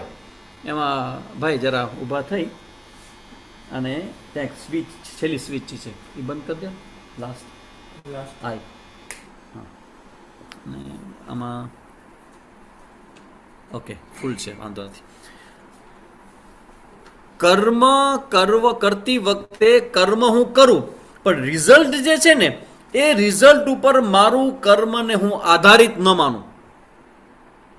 લવ ફોર એક્શન એટલે કે હું જે કર્મ કરું છું એ જ મને ગમે છે, મારું સ્વધર્મ છે, હું મારું સ્વધર્મનું પાલન કરું. પછી રિઝલ્ટ જે આવે તે રિઝલ્ટ જે આવે તેનો સ્વીકાર કરવા માટે હું તૈયાર થઈ જાઉં. હું 10મા 12માના વિદ્યાર્થીઓના 4-5 વર્ષથી સેમિનારો કરું છું ભુજમાં, ને એમાં 10મા 12માના વિદ્યાર્થીઓ લગભગ 1500 થી 2000 છોકરાઓ છોકરીઓ ભેગા થાય. એટલે એ બધા એક્ઝામના ફિયરથી જે બધા ભયમાં હોય ને એની પાસે હું ખાસ વાત રાખું છું કે તમારો અધિકાર તમારો પ્રયત્ન કરવામાં, કર્મ કરવામાં છે, પણ તમારું જે રિઝલ્ટ છે એ તમારા હાથમાં નથી. એ રિઝલ્ટમાં ઘણા બધા પરિબળો કામ કરતા હોય. એટલે તમે બેસ્ટ અને સારામાં સારું કર્મ કરો, એને એન્જોય કરો, અને રિઝલ્ટ જે આવે જેવું આવે તેનું તમે સ્વીકાર કરો. આગતે સ્વાગતમ કુર્યાત ગચ્છંતમ ન નિવારયેત. આવે એનું સ્વાગત કરવું, જાય એની ચિંતા ન કરો. ફળમાં આશા રાખશો તો કર્મમાં શ્રેષ્ઠતા નહીં આવે. હા, જો તમે જ્યારે ફળમાં આશા રાખીને જ કર્મ કરો છો ત્યારે તમારો આગ્રહ ફળમાં વધારે હશે તો કર્મની તમારી ક્વોલિટી છે એ ગમે ત્યારે ડાઉન થઈ શકે. એને કહેવાય ને શોર્ટકટ. આજકાલના માણસો જે શોર્ટકટ કાપે છે ને, ભ્રષ્ટાચાર જે થાય છે ને, એનું કારણ જ આ છે કે માણસને ફળમાં એટલું બધું આકર્ષણ છે, એટલું બધું આકર્ષણ છે, anyhow any cost I want this. ગમે તે ભોગે, ગમે તે રીતે મને આ જોઈએ જ. આ પ્રકારની ફળ સાથેની તમારી આસક્તિ છે ને એ તમારા કર્મ ઉપર પણ અસર કરે. જ્યારે ભગવાન એમ કે માં ફલેસુ કદાચન, ફળમાં તારો અધિકાર નથી, એટલે યાદ રાખજો ફળ તો મળશે જ. તમે કર્મ કરશો એટલે ફળ કર્મની હારે કન્ફર્મ છે જ, કન્ફર્મ ટિકિટ છે. આરએસી નથી, વેઇટિંગ નથી, મળશે જ. ક્યારે મળશે, કેવું મળશે, કેવા રૂપમાં મળશે એ ભગવાને એના હાથમાં રાખ્યું છે. તો આપણે શું કરીએ? આપણે કર્મ કરીએ, આપણે એન્જોય કરીએ આપણા કર્મ. જેમ કે સ્વધર્મ. તમે હવે ધારો કે તમે હવે તમારું એક્ઝામ્પલ આપો. તમે બધા હવે માં બનવા જઈ રહ્યા છો, સંતાનને જન્મ આપો, તમે માં બનશો બધા, બરાબર? તો તમારો અત્યારે સ્વધર્મ શું છે? મેં તમને પહેલાં કીધું કે તમારો સ્વધર્મ છે કે તમારા કુખમાં જે કંઈ બાળક છે એ બાળકને સારામાં સારા સંસ્કાર આપવા માટે તમારે બધો જ પ્રયત્ન કરવો જોઈએ. તમને મન થાય ન થાય, સમજાય ન સમજાય, ભગવદ્ ગીતાનો ક્લાસ છે એટલે બેસવાનું 4 થી 5 માતાની પાઠશાળા છે એમાં બેસવાનું. તો આને શું કહેવાય? તમારા કર્મમાં તમારી જાગૃતિ કહેવાય. હવે તમે જો પ્રશ્ન એવું કરો કે ના કેટલું સમજાય છે, કેટલું સમજાતું નથી, બાળક કેવું થશે, કેવું નહીં થાય, આ બધું આપણા હાથમાં નથી. આપણા હાથમાં મહેનત છે. તમે જો હું અત્યારે તમને સમજાવું છું તો જરૂરી નથી કે બધા જ માતાઓના ગર્ભમાં રહેલા બધા જ બાળકોને અમારી એક સરખી વાત એક સરખી રીતે એ લોકો લેશે, એવું પણ નથી. એના પોતાનો બેકગ્રાઉન્ડ હશે, આગલા જન્મના સંસ્કારો હશે, એ પ્રમાણે વાતને જોશે. એટલે આ કર્મયોગની શરૂઆત છે. અને મને લાગે છે કે કર્મયોગના સંદર્ભમાં ઘણું બધું કન્ફ્યુઝન છે આપણા સમાજની અંદર. એટલે એ બધા જ કન્ફ્યુઝનને દૂર કરતા તમે છો ને હું છી, આ 18 અધ્યાય આપણે પૂરા કરવાના છે. એટલે તમને કોઈ એવો ક્વેશ્ચન બાકી નહીં રહી જાય કે જે કર્મના સંદર્ભમાં હશે ને તમને ન સમજાણો કે તમને ન ખ્યાલ આવતો હોય. જે પૂર્વ પક્ષ બધા તમે લખજો, આમાં જે લખશો ચર્ચા કરીશ. બીજું એક આવ્યો છે, આ તો એમ જ થયું કે તમે શરત કરી ભગવાન સાથે આપણે તો કર્મ કરવાનો, ફળ તો આ દેવાવાળો આપશે. એ તો ત્યારે દેખાય જ્યારે તમે સાચી મુશ્કેલીમાં હો. એમાં એવું છે કે જો આપણે કર્મ અને કર્મ ફળનો બંનેનો મારો અને ભગવાનનો ભાગીદારીનો જ સંબંધ છે. બેના ભગવાન સાથેની મારી ભાગીદારી છે, એમાં મારા ભાગે કર્મ છે અને ભગવાનના હાથે ફળ છે. હા, તમે જો એમ કે મને આટલું ફળ મળવું જ જોઈએ, ફળમાં આગ્રહ છે ને એ તમે છોડી શકો. ભલે આશા રાખો, છોકરાને કહો ચાલો તમે આશા રાખો કે મને 80% માર્ક્સ જોઈએ છે, મને 50% માર્ક્સ જોઈએ છે, આ વર્ષે મારે 1 લાખ રૂપિયા કમાવો છે, આવી આશા રાખો તમે, જરાય વાંધો નથી. પણ આશા રાખ્યા પછી તમને એટલું ન મળે તો એને સ્વીકાર કરવાની જવાબદારી પણ સ્વીકારજો કે આઈ એક્સેપ્ટ ગ્રેસફુલી. હું આગ્રહ રાખું કે બધી જ બહેનોને મારી વાત સમજાઈ જાય. હું આગ્રહ રાખું કે તમારે ત્યાં આવનાર સંતાન છે એ પૂર્ણ રીતે સંસ્કારી સંતાન આવીને જન્મે, પણ મારો આ વસ્તુમાં આગ્રહ ન ચાલે. એની પાછળ ભગવાનના ઘણા બધા ઓર્ડર્સ કામ કરે છે અને એ પ્રમાણે ભગવાન બધાને ફળ આપે છે. એટલે આ થયું કર્મયોગની શરૂઆત કરી છે અને બધા ફળ મેળવવા માટે જ કર્મ. હા, તમારી વાત છે કૃષ્ણાબેન કે બધા જ લોકો ફળ માટે જ કર્મ કરતા હોય છે, પણ ભગવાન હવે અહીં 66 શ્લોકથી નવું વિઝન આપે છે કે તમે કર્મ કરો અને કર્મ કરીને કર્મ ભગવાનને અર્પણ કરી દો અને જે રિઝલ્ટ આવે ને એને પ્રસાદ બુદ્ધિ સ્વીકારો. કારણ કે અહીંયા આગળ જઈને ભગવાન કહે છે એના 39મા શ્લોકમાં યોગસ્થ કુરુ કર્માણી, એટલે કે તમે યોગમાં સ્થિર રહીને, આ કર્મયોગમાં સ્થિર રહીને તમે શું કરો? સંગમ ત્યક્ત્વા ધનંજય, કર્મ ફળની આસક્તિને છોડી શકો. આશા રાખો, પ્લાન કરો. આસક્તિ ન ચાલે. આસક્તિનો મતલબ ચા પીઓ ને મને વાંધો, તમે ચા ભલે પીતા હો, પણ તમે એમ કહો કે ચા પીધા વગર મને ન ચાલે, ઈ ન ચાલે. તમે ચા પીઓ એને મને કોઈ વાંધો નથી, ચા ભલે પીવો, 2 રકાબી વધારે પીજો. મારા નામથી ને કે હું ચા પીતો નથી ને કોઈને એડવાઇસ કરતો નથી, કારણ કે ચા છે એ ધરતીનું સૌથી પહેલું ઝેર છે, પોઈઝન છે. First poison is A T. કેટલાય વખત પહેલા અંગ્રેજો આપણા પેટમાં નાખતા ગયા, હજી આપણે એને પ્રેમથી પીએ છીએ. પેલા હતી જ નહીં ચા આપણા ત્યાં, આપણા સમાજની અંદર. પણ ઓકે, બધા પીઓ છો તો ભલે પીએ, પણ કહેવાનો મતલબ છે કે તમે એમ લાગે કે ચા વગર મને નહીં ચાલે, આના વગર નહીં ચાલે, એ ન ચાલે. એને કહેવાય આસક્તિ. એટલે ભગવાન કહે છે કે કર્મ ફળની આસક્તિ એટલે તમે ફળની ઈચ્છા રાખો, અપેક્ષા રાખો, તમે એની સાથેનો વ્યવહાર કરો, પણ આ અપેક્ષા પૂરી ન થાય, ઈચ્છા પૂરી ન થાય, તો જે પ્રસાદ આવે, જે ફળ આવે એને as a Prasad you just take it. આગતે સ્વાગતમ કુર્યા, જે આવે એનો સ્વીકાર કરો. તો આ ભગવાન એ કહે છે સિદ્ધ્ય સિદ્ધ્ય સમો ભૂત્વા સમત્વમ યોગ ઉચ્યતે. કર્મયોગની વ્યાખ્યા કરતા ભગવાન કહે છે કે સિદ્ધિ અને અસિદ્ધિ, સક્સેસ અને ફેલિયર, એ બંનેની વચ્ચે સમો ભૂત્વા, સ્થિર રહો. સ્થિર કેવી રીતે રહી શકું?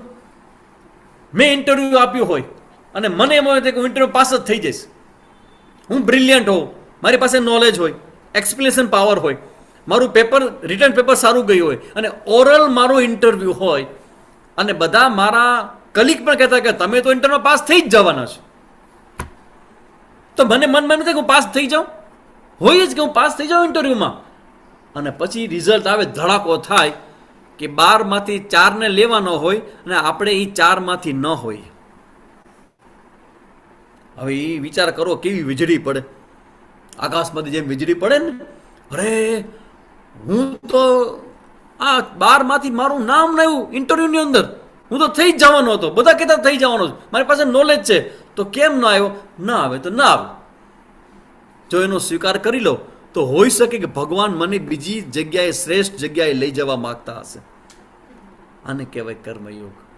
કે હું મહેનત કરું, હું પ્રયત્ન કરું અને રિઝલ્ટનો કલ્પના પણ કરું કે આવું રિઝલ્ટ મને જોઈએ છે, પણ ધારો કે પછી રિઝલ્ટ ન મળે ને તો હું રોવા ન બેસું, હું એક્સેપ્ટ કરું. સાંભળજો બરાબર, તમારા જીવનમાં દુઃખ આવે તો પંખે ટીંગાઈ ન જવાય. સમજો છો મારી વાતને? દુઃખ આવે જીવનમાં, પ્રશ્ન આવે, સમસ્યા આવે તો સુસાઇડ ન કરાય. પડદા પાછળ બહુ મોટું સુખ હોય. કારણ કે પરિસ્થિતિ ક્યારેક ભગવાન આપણી કસોટી કરતો હોય ને, તો કસોટી આપણી છે, કસોટી આવે એટલે કઈ પેપર દેવાનું છોડી ન દેવાય, ડ્રો લઈ લેવાય, ભાગી ન જવાય, એસ્કેપિઝમ ન કરાય, એનો સામનો કરાય. અને કદાચ ભગવાન આપણા જીવનમાં કંઈક સારું નહીં કરતો શું ખાતરી? ઘણીવાર તમે ફેલ થઈને પણ તમારું કલ્યાણ થતું હોય. આ મારો અનુભવ છે, ક્યારેક હું કહીશ, આજે ટાઈમ નથી મારી પાસે, કે ફેલ થવાને કારણે પણ અમારા જીવનમાં ઘણું સારું થયું છે. તો આ રીતે આ કર્મયોગની ચર્ચા ફલ પાડ્યા છે, જેવું છે પાછળ વાળી જશો તો બીજે ફરી જશે, દેખાશે નહીં. ઓકે, તો આ રીતે આ કર્મયોગની ચર્ચા ભગવાન અહીંયા કરે છે. અને એની સુંદરમાં ચર્ચા કર્યા પછી હવે પ્રશ્ન આવે છે કે આ કર્મયોગની, જો આપણે કર્મયોગનું ખાલી ઓપનિંગ જ છે હજી, આ તમે જરા એવું ચિંતા ન કરો સ્વામીજી કર્મયોગ કેમ પૂરો કરી નાખો. નહીં નહીં નહીં નહીં, આખી ગીતાજીમાં કર્મયોગ વારંવાર આવવાનો છે અને અલગ અલગ સ્ટેન્ડ પોઈન્ટ પર તમને કહેતો રહીશ. જરાય પણ તમારા મનમાં કન્ફ્યુઝન નહીં રહે એની મારી ગેરંટી છે. બસ તમે પ્રશ્ન કરતા રહેજો, પ્રશ્ન જવાબ હું તમને આપતો રહીશ. હવે બીજો જે ઇન્ટરેસ્ટિંગ ટોપિક જે જોવાનું છે ને આપણે, એ છે સ્થિત પ્રજ્ઞના લક્ષણો, જ્ઞાનીના લક્ષણો, જે બહુ ફેમસ છે, ઘણા બધાને ખબર હશે સ્થિત પ્રજ્ઞાના લક્ષણો. તો હવે મુદ્દો આવે છે 53મા શ્લોકમાં, ને એમાં ભગવાન એવું કહે છે કે સમાધૌ અચલા બુદ્ધિ તદા યોગમ અવાપ્સ્યસી. હે અર્જુન, તારી બુદ્ધિ જ્યારે આ યોગમાં સ્થિર થશે ત્યારે તારા જીવનમાં આત્મ સાક્ષાત્કારને પ્રાપ્ત કરીશ. એટલે અર્જુનને મનમાં પ્રશ્ન થયો. 53મા શ્લોકમાં ભગવાને કીધું કે ભાઈ આ રીતે બુદ્ધિ જ્યારે આત્મ સ્વરૂપમાં નિશ્ચળ થઈ જશે, સ્થિર થઈ જશે જ્ઞાનની અંદર તારી બુદ્ધિ, ત્યારે તને આત્મ સાક્ષાત્કાર થશે. અને આત્મા સાક્ષાત્કાર થાય ને પછી જન્મ નહીં ને મૃત્યુ નહીં ને પછી જીવન મુક્તિ. એટલે હવે અહીંયા ભગવાનના શબ્દથી અર્જુનના મનમાં પ્રશ્ન જન્મ્યો. અને પ્રશ્ન શું છે? અર્જુન ઉવાચ, તમે સાંભળવાની મજા આવશે, સાંભળજો. સ્થિત પ્રજ્ઞસ્ય કા ભાષા સમાધિસ્થસ્ય કેશવ સ્થિત દિહ કિમ પ્રભાસેત કિમાસીત વ્રજેત કિમ. આ અર્જુનનો બેઝિક ક્વેશ્ચન, જેમાંથી સમગ્ર વિશ્વને સ્થિત પ્રજ્ઞના લક્ષણો રૂપી આ સ્થિર પ્રજ્ઞા એટલે કે સ્થિત પ્રજ્ઞોપનિષદ કહેવાય. સ્થિત પ્રજ્ઞોપનિષદ એ પ્રગટ થયું. અને ભગવાનને અર્જુન પ્રશ્ન કરે છે કે હે ભગવાન, આ તમે જે સ્થિત પ્રજ્ઞ કહો છો કે જેની બુદ્ધિમાં જ્ઞાન થયું જે સ્થિર, તો એવા જે જ્ઞાની પુરુષ છે એ કેવા હોય? સાંભળજો કેવો પ્રશ્ન. સ્થિત પ્રજ્ઞ છે કા ભાષા, એની ભાષા કેવી હોય, એ કેવી રીતે બોલે? એ ગુજરાતીમાં બોલે, એ ઇંગ્લિશમાં બોલે કે સંસ્કૃતમાં બોલે, એવો ક્વેશ્ચન નથી. એની ભાષા એટલે એની ભાષા પાછળનો એનો એટીટ્યુડ કેવો હોય. પછી જે સમાધિસ્તસ્ય કેશવ, અને જેની બુદ્ધિ સમાધિમાં સ્થિર છે એ સ્થિત દિહિ કિમ પ્રભાસેત, એવો સ્થિર બુદ્ધિ વાળો પુરુષ કેવી રીતે બોલે, એ શું વર્ણન છે, અને કિમાસીત વ્રજેત કિમ, એ કેવી રીતે બેસે અને કેવી રીતે ચાલે. સ્થિત પ્રજ્ઞાને પ્રાપ્ત કરેલો પુરુષ, જ્ઞાની પુરુષ છે, એ કેવી રીતે હાલે? એ ધીમે ધીમે હાલે કે ઝડપી હાલે? એ શાંતિથી હાલે કે દોડીને હાલે? જો આવો બધો ક્વેશ્ચન અર્જુન ન પૂછે, આ પ્રશ્ન પાછળ અર્જુનનો ઇન્ટેન્શન એટલો જ છે કે જ્ઞાની પુરુષના લક્ષણો મને કહો, કોને જ્ઞાની કહેવાય? અને આ પ્રશ્ન પૂછે છે અર્જુન. અને પછી ભગવાનનો જવાબ છે, શ્રી ભગવાન વાચ પ્રજહાતિ યદા કામાન સર્વાન પાર્થ મનોગતાન આત્મન્યેવાત્મના તુષ્ટઃ સ્થિત પ્રજ્ઞસ્તદોચ્યતે. હવે ભગવાન આ જ્ઞાની પુરુષની ચર્ચા કરવા જઈ રહ્યા છે.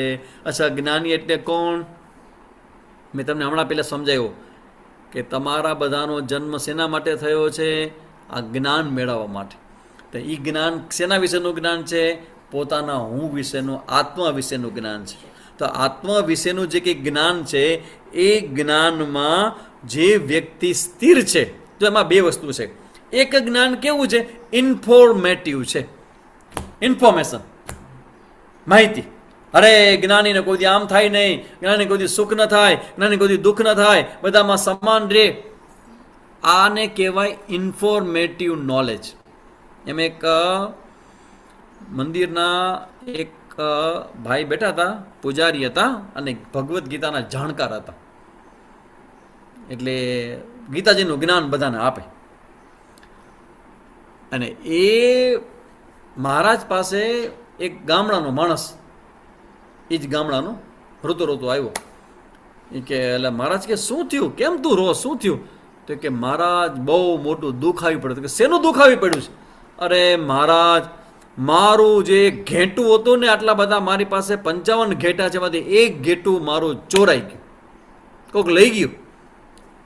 હા, મંદિરનો પૂજારી ગીતાજી ઉપર પ્રવચનો કરે. અરે તું આ ઘેટાની પાછળ રોસ, તને ગીતાજીમાં ભગવાન યાદ નથી? કોઈ આપણા હાથમાં નથી, બધું ભગવાનના હાથમાં છે. ભગવાન જે કરે હારું હોય. તું જરાય ચિંતા ના કર, ઓલ ઇઝ વેલ. તું આવું બધું રોજ શું? આત્માનો ક્યારે નાશ થતો નથી, આત્માનો ક્યારે જન્મ થતો નથી. આ તારું ઘેટાની પાછળ તો રોવાતું હશે. અરે જો સ્થિતપ્રજ્ઞ લક્ષણો ગીતામાં શું કીધા છે એમ કરીને બીજા અધ્યાયના સ્થિતપ્રજ્ઞ લક્ષણો એ ઓલા બિચારા ગામડાના વ્યક્તિને મહારાજે સમજાવી દીધા. મારા છોકરા ભાઈને ખબર ન પડે કે આમાં જ્ઞાનમાં, એટલે પગે લાગીને હોય કે ભાઈ તમારી વાતો અમને ક્યાંથી સમજાય, ગીતાની આવડી બધી મોટી વાતો. એટલે મહારાજે કીધું કે રોમાં તું રડમાં જરાય, તાર રડવું ન જોઈ. તો ભયો ગયો. પછી કંઈક એકાદ મહિના પછી પાછો એ આવ્યો સેવા કરવા માટે, એનો આશ્રમનો સેવક હશે. ત્યારે એ મંદિરના મહારાજ ગંભીર થઈને, બહુ ગંભીર થઈને ઉદાસ ચહેરે બેઠા હતા. એટલે આ પૂછ્યું કે મહારાજ શું થયું, તમે આટલા બધા ગંભીર કેમ થઈ ગયા, આટલા બધા ઉદાસ કેમ થઈ ગયો, વોટ હેપન, કેમ થયું, તમે આટલા બધા ગંભીર કેમ દેખાવ, તમે આંખમાં આંસુ બાસુ દેખાય, કેમ થયું? કે ભાઈ કે મારી મહત્વનું મારી પેન હતી, બોલ પેન, જે ચાંદીના ઉપરથી એને લગાવેલું હતું, અને બોલ પેન કાલ કોક ચોરી ગયું, બોલ પેન ચોરી ગયું. એટલે મહારાજ રોવા બેઠા. એટલે ઓલો કે બાપા તમે આની પહેલાં જ્યારે હું તમારી પાસે આવ્યો મારું ઘેટું ચોરાઈ ગયું હતું ત્યાં તમે મને ગીતા સંભળાવતા હતા, તો તમારી બોલપેન કઈમાં તમે રડવા બેઠા? તો કે ભાઈ હું એટલા માટે રડું છું કે એ સમયે તો જે ઘેટું ચોરાય ઘેટું તારું હતું, પેન તો મારી છે ને. That is the problem. આને શું કહેવાય? Informative knowledge. ઇન્ફોર્મેશન માહિતી છે, પણ એના જીવનના જ્યારે ઘટનાઓ ઘટે ને ત્યારે આપણા બધા માટે આ એક માટે નથી, આપણા બધા માટે આ જ ક્વેશ્ચન છે કે તમે સાંભળો એમ લાગે વાહ સ્વામીજી કેવી સરસ બધી વાતો કરી, જ્ઞાનની ઘણી બધી વાતો કરી, અમને ઘણું બધું જ્ઞાન થઈ ગયું. આવું મનમાં થાય તો સાચું ન માનજો. જીવનમાં એકલા જ્ઞાન નથી એમ ન થાય. જ્ઞાનને જીવનમાં લાવવા માટે આખી જિંદગી દેવી પડે. તમને શું લાગે છે કે અમે બધા સંન્યાસી શેના માટે થયા છું? આ સંન્યાસી બનીને તમારી સાથે વાત કરું છું તો આ સંન્યાસી એટલા માટે થાય છે. જ્ઞાન તો ઘણા વખત પહેલાં અમને મળ્યું હતું, પણ અમને થયું કે આ જે જ્ઞાન અમને મળ્યું છે ને એ જ્ઞાન પ્રમાણે મારું જીવન હોવું જોઈએ. તો હવે ભગવાન એવું કહે છે કે સ્થિતપ્રજ્ઞ કોને કહેવાય? સ્થિતપ્રજ્ઞ એટલે જેવું નોલેજ છે એ જ નોલેજ જેના જીવનમાં છે તે. અને એના માટે ભગવાન પેલું વાક્ય કહે છે પ્રજહાતિ યદા કામાન સર્વાન પાર્થ મનોગતાન આત્મન્યેવાત્મના તુષ્ટ સંતુષ્ટ. જેને પોતાના અસ્તિત્વ માત્રથી સંતોષ છે એ જ વ્યક્તિ સ્થિતપ્રજ્ઞ કહેવાય, જ્ઞાની કહેવાય.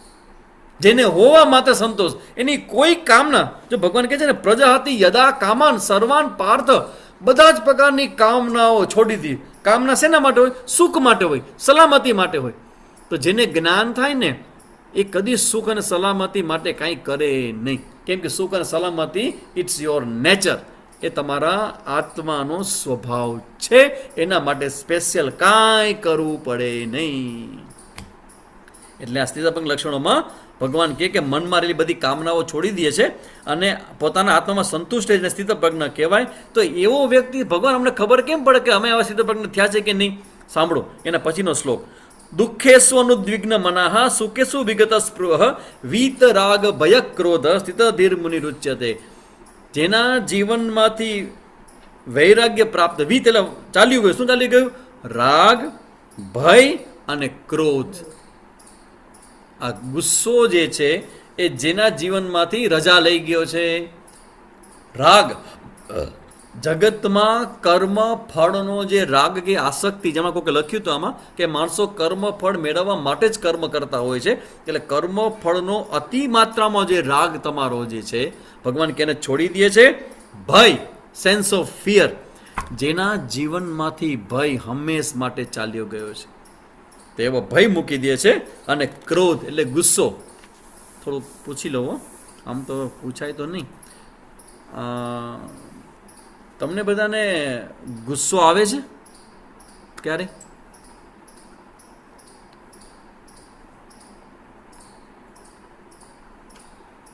હે? ગુસ્સો ને ભય, હા કે ના? બધાનો હામાં જવાબ આવે છે.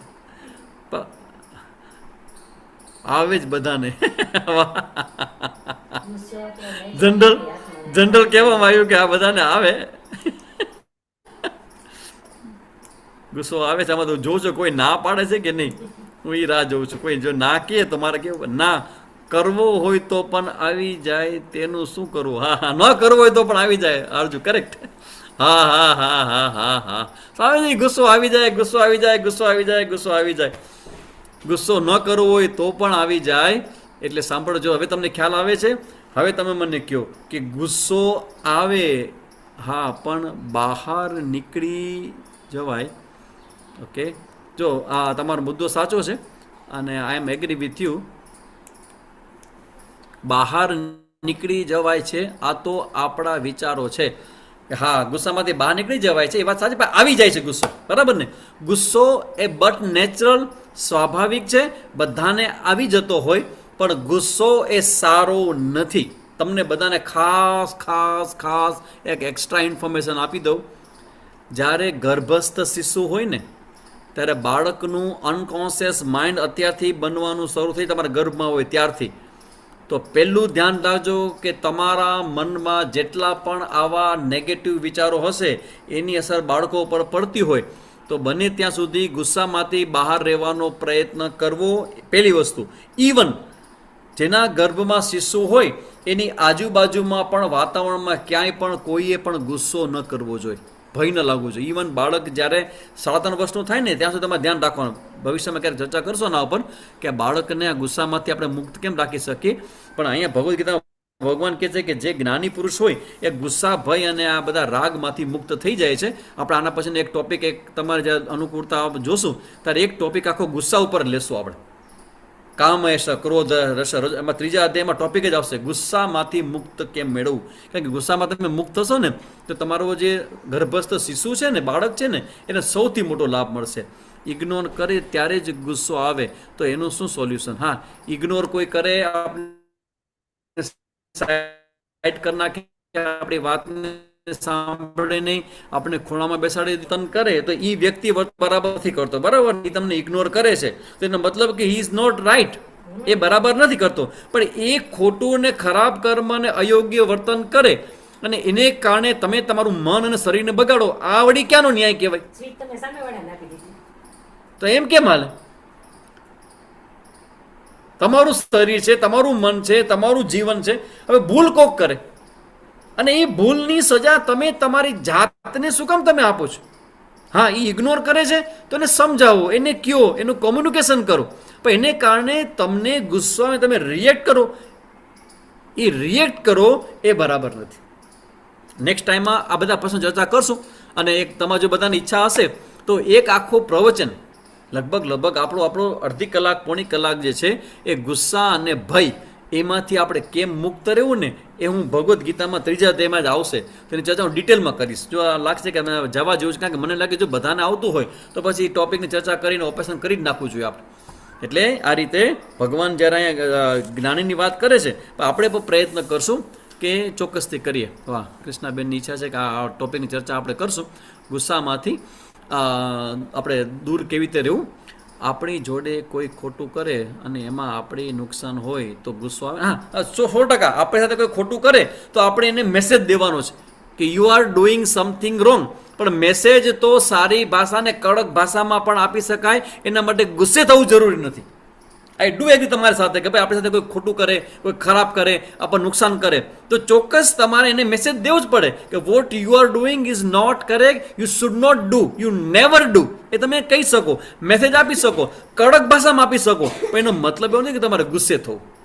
ગુસ્સે થવાનો મતલબ છે તમારા મન, તમારા શબ્દો, તમારો વ્યવહાર તમારા હાથમાં ન હોય અને તમે સંપૂર્ણપણે એકદમ આવેશમાં આવી જાઓ, એની જરૂર નથી. તો આ રીતે આપણે 62 અને 63માં શ્લોકમાં ભગવાન છે એ આખી એક સાસુજીને કેવી રીતે આન્સર આપવો જોઈએ. સાસુજીને કેવી રીતે આન્સર આપવો જોઈએ, આ બધાનો ક્વેશ્ચન હશે. પણ પેલા મને જવાબ, આમાંથી કોઈ સાસુમાં બેઠા નથી ને?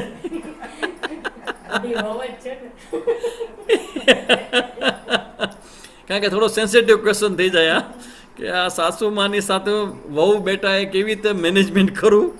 એ મુદ્દો તમારો સાચો છે, પણ આજે આપણી પાસે ટાઈમ નથી એટલે આપણે એની ચર્ચા બાકી રાખું છું. મને પ્રશ્ન કરજો જ્યારે ગુસ્સાનો ટોપિક આવે ત્યારે સ્વામીજી આ સાસુમાનું શું કરું, તો રસ્તા એટલે શું કરવું, એટલે મેનેજમેન્ટ કેમ, તમે બીજો અર્થ ના લ્યો, મેનેજમેન્ટ કેમ કરવું, એનું હેન્ડલિંગ કેમ કરવું, એની બધી વાતો હું કરીશ.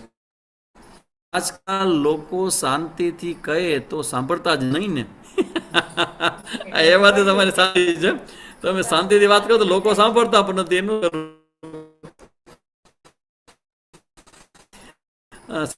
શાંતિથી કીધું હોય તો પણ ના સાંભળજો. જે વ્યક્તિ જે ભાષામાં સમજે એ જ ભાષામાં આપણે એને સમજાવવું જોઈએ. સાચી વાત છે કે નહીં? તો આપણે જો એમની સાથે દિનારીની જેમ જ રહીએ, દીકરીની જેમ રહીએ તો સામે પણ માની જેમ રહે. આ બી એક માં છે તો વાહ વાહ વાહ, બહુ સાચી વાત છે, એકદમ સાચી. વાહ વાહ, ખૂબ સરસ નિરાલીબેન, વાહ. સાસુ માં પણ માં છે તો માં અરે દીકરી કેમ રહે? કરેક્ટ, એકદમ સાચી વાત છે. Agri.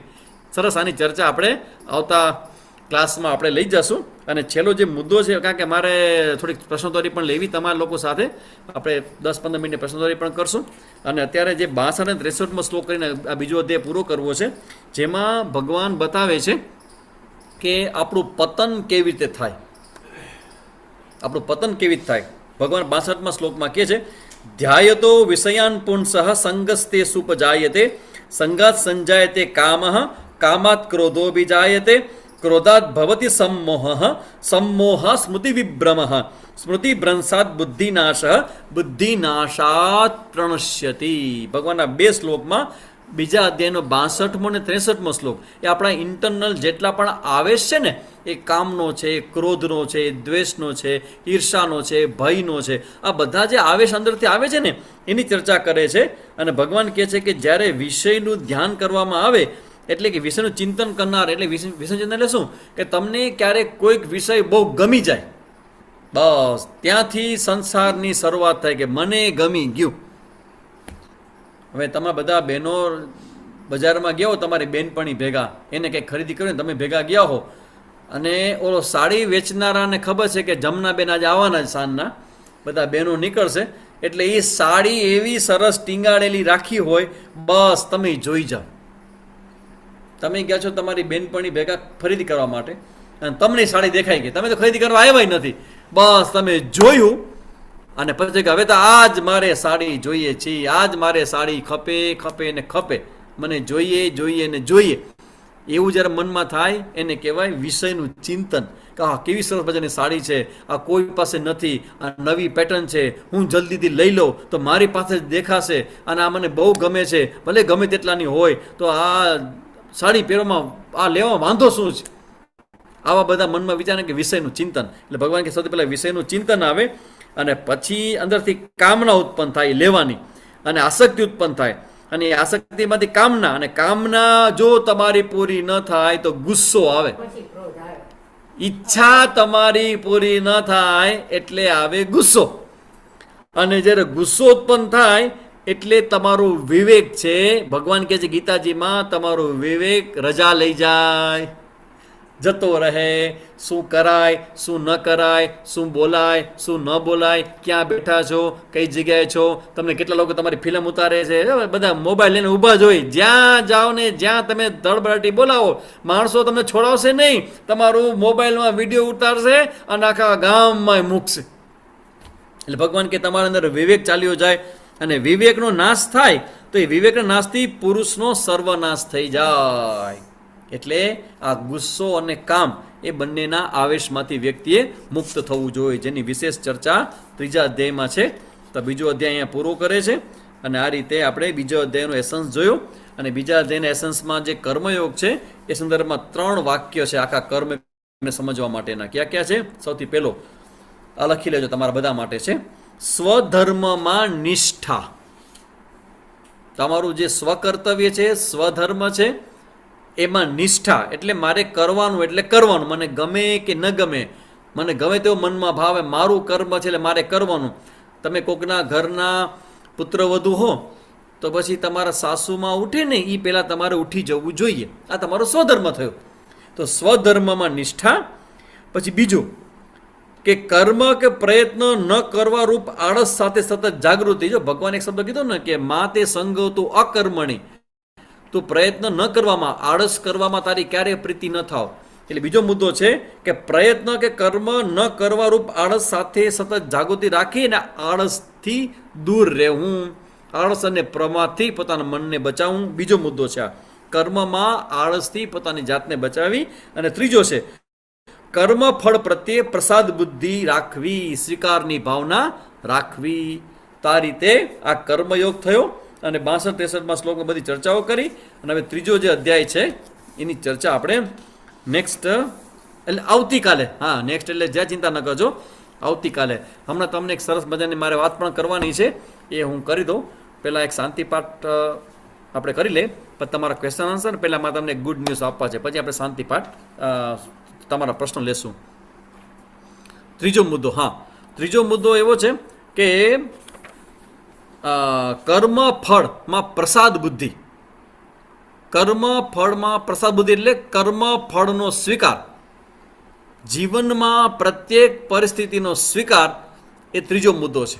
Acceptance, grand acceptance is the secret of our human life. Grand acceptance. કદાચ મને સફળતા મળે, મને નિષ્ફળતા મળે, રિઝલ્ટ મને ઓછું મળે, તો પણ સ્વીકારી લઉં. આઈ એક્સેપ્ટ. એને કહેવાય સ્વીકારની વૃત્તિ. તો શાંતિ પાઠ કર્યા પછી તમારા પ્રશ્નો તૈયાર કરી રાખજો. પ્રશ્નો પૂછવાના છે. હું ત્યાં સુધી તમને કંઈક વાત કરીશ. ઓમ પૂર્ણમદ પૂર્ણમિદમ પૂર્ણાત પૂર્ણમુદચ્યતે પૂર્ણસ્ય પૂર્ણમાદાય પૂર્ણમેવાવશિષ્યતે. ઓમ શાંતિ શાંતિ શાંતિ. હરિ ઓમ શ્રી ગુરુભ્યો નમઃ. હરિ ઓમ. જો આમાંથી ઘણા બહેનોનું એમ કેવું હતું કે સ્વામીજી ક્લાસ તમે રોજ લેતા હો તો કેવું સારું. તમે ક્લાસ રોજ લ્યો ને, પણ મુદ્દો એ છે કે આપણી જે માતાની પાઠશાળા ચાલે છે એમાં ઘણા બધા કાર્યક્રમો આપણા પહેલેથી પ્રીફિક્સ હોય અને એ કાર્યક્રમો મુજબ જ આપણે ચાલવું પડે. એટલે આપણને 2 દિવસ મળ્યા છે, શુક્રવાર અને શનિવાર. એટલે શુક્રવારે તમારો ક્લાસ થઈ ગયો 4 થી 5:30 આજે થઈ ગયો. વળી પાછો આવતીકાલે 3જો અધ્યાય થશે 2. એના પછીનો મુદ્દો તમને કહું કે જો તમને લોકોને ખરેખર રેગ્યુલર તમારે સાંભળવાની ઈચ્છા હોય તો મારી પણ ઈચ્છા એવી છે કે તમને લોકોએ ખરેખર તમારે સાંભળવું જ જોઈએ. તો લાસ્ટ ટાઈમે મારા નંબર મેં મૂક્યા હતા આમાં.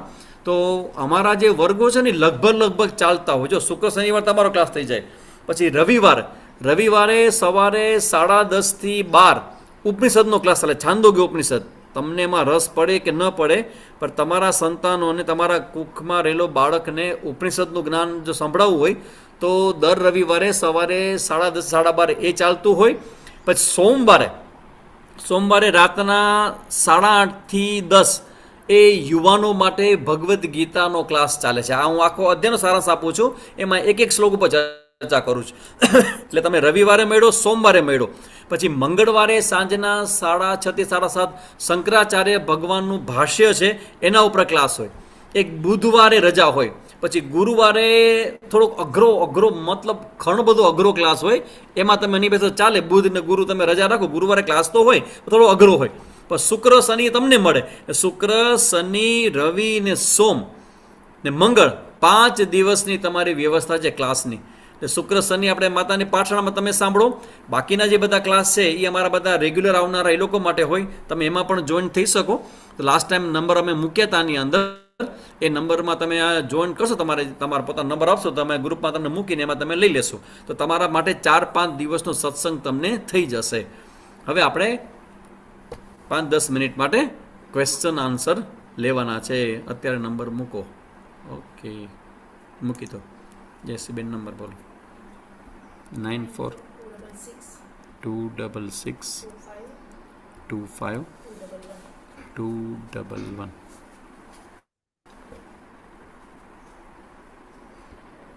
જો આ નંબર છે 94-266-25-211. આના પર વોટ્સએપ તમારું કરશો, નામ નહીં મોકલશો તો તમારો નંબર સેવ કરી લેવામાં આવશે ને તમને ગ્રુપમાં જો પછી ગ્રુપમાં તમને લિંક આવ્યા કરશે. તો તમારે, મને એમ લાગે છે કે સંગીતાબેન આ બધા જ અત્યારે બહેનોને જેટલું પણ શ્રવણ થાય, જ્યાંથી પણ શ્રેષ્ઠ શ્રવણ થાય એ બધું જ તમારે કરવું જોઈએ. તો શ્રેષ્ઠ શ્રવણ અમે લોકો સતત કરાવતા જ હોય છે બધી જગ્યાએ. આ તો તમે મને સાંભળો છો, પણ તમે જ્યારે બીજા ક્લાસમાં મને સાંભળશો ને તો એમ લાગશે કે સ્વામીજી આવું તો અમારા ક્લાસમાં કંઈ બોલતા જ નથી. એમાં તો એવું હોય કે ક્લાસ જે પ્રકારનો સબ્જેક્ટ મેટર હોય એ પ્રમાણે અમે બધું સમજાવતા હોઈએ. પણ તમારા ગર્ભસ્થ શિશુ માટે જેટલું પણ શ્રવણ કરવામાં આવશે, જેટલું પણ સારું તમે સાંભળશો એ બધું જ તમારા બાળક માટે ઉપયોગી થશે. તો આ બધા દિવસો તમને મેં કીધા છે 5 દિવસ તમને કમસે કમ આના પર તમને બધું સાંભળવા મળશે. તો તમારા 7માંથી 5 દિવસની ભગવદ્ ગીતા કેવી રીતે ખોલવાની કોઈ પણ પરિસ્થિતિમાં સોલ્યુશન માટે. જાગૃતિબેન, એવું કહેવાય છે ગાંધીજી એવું કરતા કે જ્યારે એને પ્રોબ્લેમ આવે ને ત્યારે એ સૌથી પહેલાં ભગવાન પાસે દીવો કરે અને ત્યાં ભગવદ્ ગીતા રાખે અને પછી એ પ્રોબ્લેમ ભગવાન સામે કહે કે ભગવાન હું અત્યારે ફસાઈ ગયો છું કે મને આ પ્રોબ્લેમ થયો છે તો તું મને સમાધાન કે. અને પછી ભગવદ્ ગીતાની આમ ઓપન કરે. પછી એમાં એક આ બાજુનું પેજ ને એક આ બાજુનું પેજ, 2 પેજ તમને દેખાય. તો એ 2 પેજમાં આપેલા જે શ્લોક છે ને એમાંથી ક્યાંક તમારું સમાધાન તમને મળે એવું ગાંધીજી કહેતા. પણ હું એમ માનું છું કે આ બહુ એડવાઇઝેબલ એટલા માટે નથી કેમ કે શ્લોકમાં જે કીધું હોય એને આપણે સમજી કેમ શકીએ. કારણ કે ભગવદ્ ગીતા એટલી ઇઝી નથી. તમારે કોઈક ભગવદ્ ગીતા ભણાવનારા આચાર્ય પાસે તમે ભણો, તમે જ મને કહો કે તમે પહેલો ને બીજો અધ્યાય સાંભળો, તો તમને ગીતા તમે પહેલા ઘણી વખત તમે સાંભળી હશે, પણ અત્યારે હવે તમે જે મારી પાસે સાંભળો છો આખી ગીતાજી બદલાઈ ગઈ આખી. એટલે એવી રીતે ખરેખર કોઈ જવાબ બહુ ક્લિયર ન મળે, અને પછી જવાબ જે તમારા પ્રશ્નના આ જ જવાબ છે એવું તમને કોણ કહેશે? એટલે આ થોડું કન્ફ્યુઝન વાળું વિષય છે, એટલે અમે એની બહુ એડવાઇસ નથી કરતા, પણ એટલું ચોક્કસ માનીએ છીએ કે તમારા જીવનનો કોઈ પણ પ્રશ્ન એવો કોઈ ન હોય કે જેની ચર્ચા ગીતાજીમાં કરવામાં ન આવી હોય. એટલે બેટર છે કે તમારે આવી રીતે ક્યાંક પ્રશ્ન પૂછી અને ભગવદ્ ગીતા તમે ભણવાનું શરૂ કરો, પણ ધીમે ધીમે તમે જોવાનું શરૂ કરો. પછી ગીતા પ્રેસ ગોરખપુરની ભગવદ્ ગીતા સર્વશ્રેષ્ઠ ટ્રાન્સલેશનવાળી માનવામાં આવે છે. એટલે ગીતા પ્રેસ ગોરખપુરની જે ગીતાજી હોય ને એ ગુજરાતીમાં હોય, હિન્દીમાં હોય, સંસ્કૃતમાં હોય, બધી ભાષામાં, ઇંગ્લિશમાં હોય, બધી ભાષામાં મળે છે. તો એ ભગવદ્ ગીતા રાખવીને એનું એનાલિસિસ કરવું ને અહીંયા કંઈક તકલીફ પડે કે ખોટું સમજાય નહીં તો પછી અમને ક્વેશ્ચન કરશો તો તમને જવાબ મળી જશે. વાહ, આજે આપણો આંકડો 100 ને ટચ થઈ ગયો તો ગુડ. આપણી લિમિટ 100ની જ છે, એટલે વધારે કદાચ આમાં આવશે તો પણ આપણે એને સમાવી નહીં શકીએ. એટલે આપણી લિમિટ સુધી આપણે પહોંચી ગયા છે, કારણ કે સ્વામીજી આવું સરસ ભણાવતા હોય તો બધાએ લાભ લેવો જોઈએ. તો મને ગમ્યું તમે બધા અહીંયા આવ્યા અને હા લાભ લ્યો છો આમાં, તો સારું. કોમ્યુનિકેશન કરવા માટે ઘણી વખત તમને પ્રશ્ન થતા હોય, તમે ક્યાં વળી પછી મને ગોતો, મને ફોન કરો. બેટર છે કે આની અંદર તમે ક્વેશ્ચન લખો તો તમને જવાબ પણ મળી જાય. સો બધી વ્યવસ્થા ગાયત્રી પરિવાર, થેન્ક્સ ટુ ગાયત્રી પરિવાર કે જેણે આપણે બધાને આવી રીતે સરસ મજાની વ્યવસ્થા કરી આપી અને તમને બધાને ઘર બેઠા ભગવદ્ ગીતા તમને સાંભળવા મળે છે.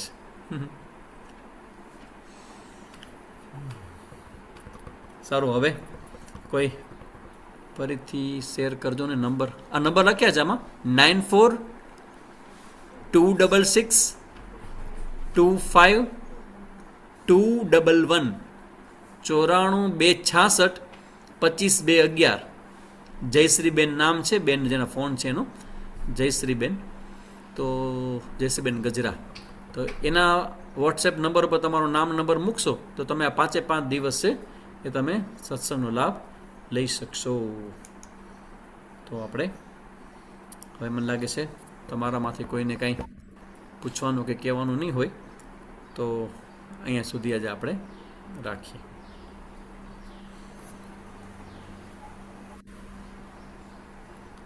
ખૂબ ખૂબ ધન્યવાદ છે પરમ આદરણીય સ્વામી પ્રદીપ્તાનંદ સરસ્વતીજી કે જેમની વાણીમાંથી એક દિવ્ય પ્રવાહ ભગવદ્ ગીતાનો જે વહે છે એ દરેક બહેનો માટે એક શ્રેષ્ઠ જીવન માટેનો એક પાથું છે અને માર્ગદર્શન છે. અને ખાસ કરીને તો જે ગર્ભસ્થ શિશુ છે એ હું એવું માનું છું કે જેમ આપણે જાણીએ છીએ કે કહોડ ઋષિના પુત્ર જે અષ્ટાવક્ર જે ગર્ભમાંથી જ જ્ઞાન પ્રાપ્ત કરતા હતા, એવી જ રીતે આ જે છે આપણે ગર્ભવતી માતાઓ પોતાના શિશુને એક શ્રેષ્ઠ માર્ગદર્શન પૂરું પાડી રહ્યા છે.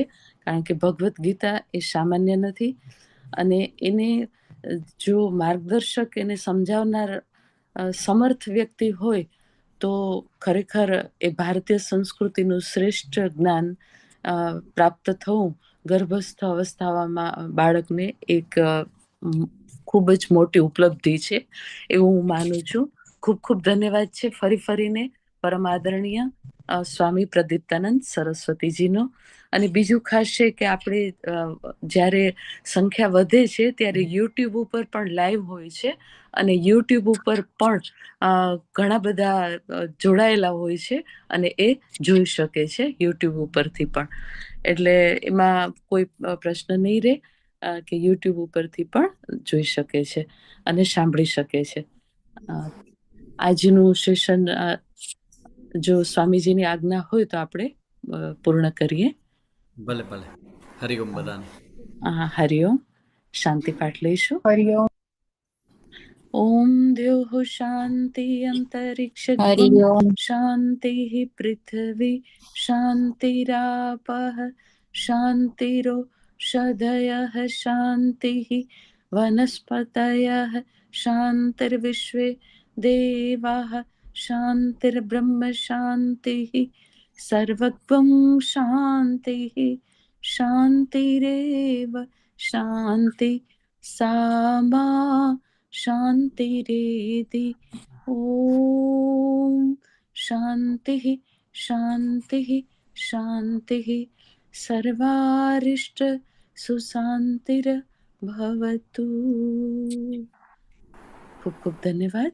ફરીને આજનું સેશન આપણે અહીં પૂર્ણ જાહેર સંગીતાબેન, કરીએ. આમાં એક ક્વેશ્ચન જી. આવ્યો છે હિરલબેન ઉનાગરનો. જી.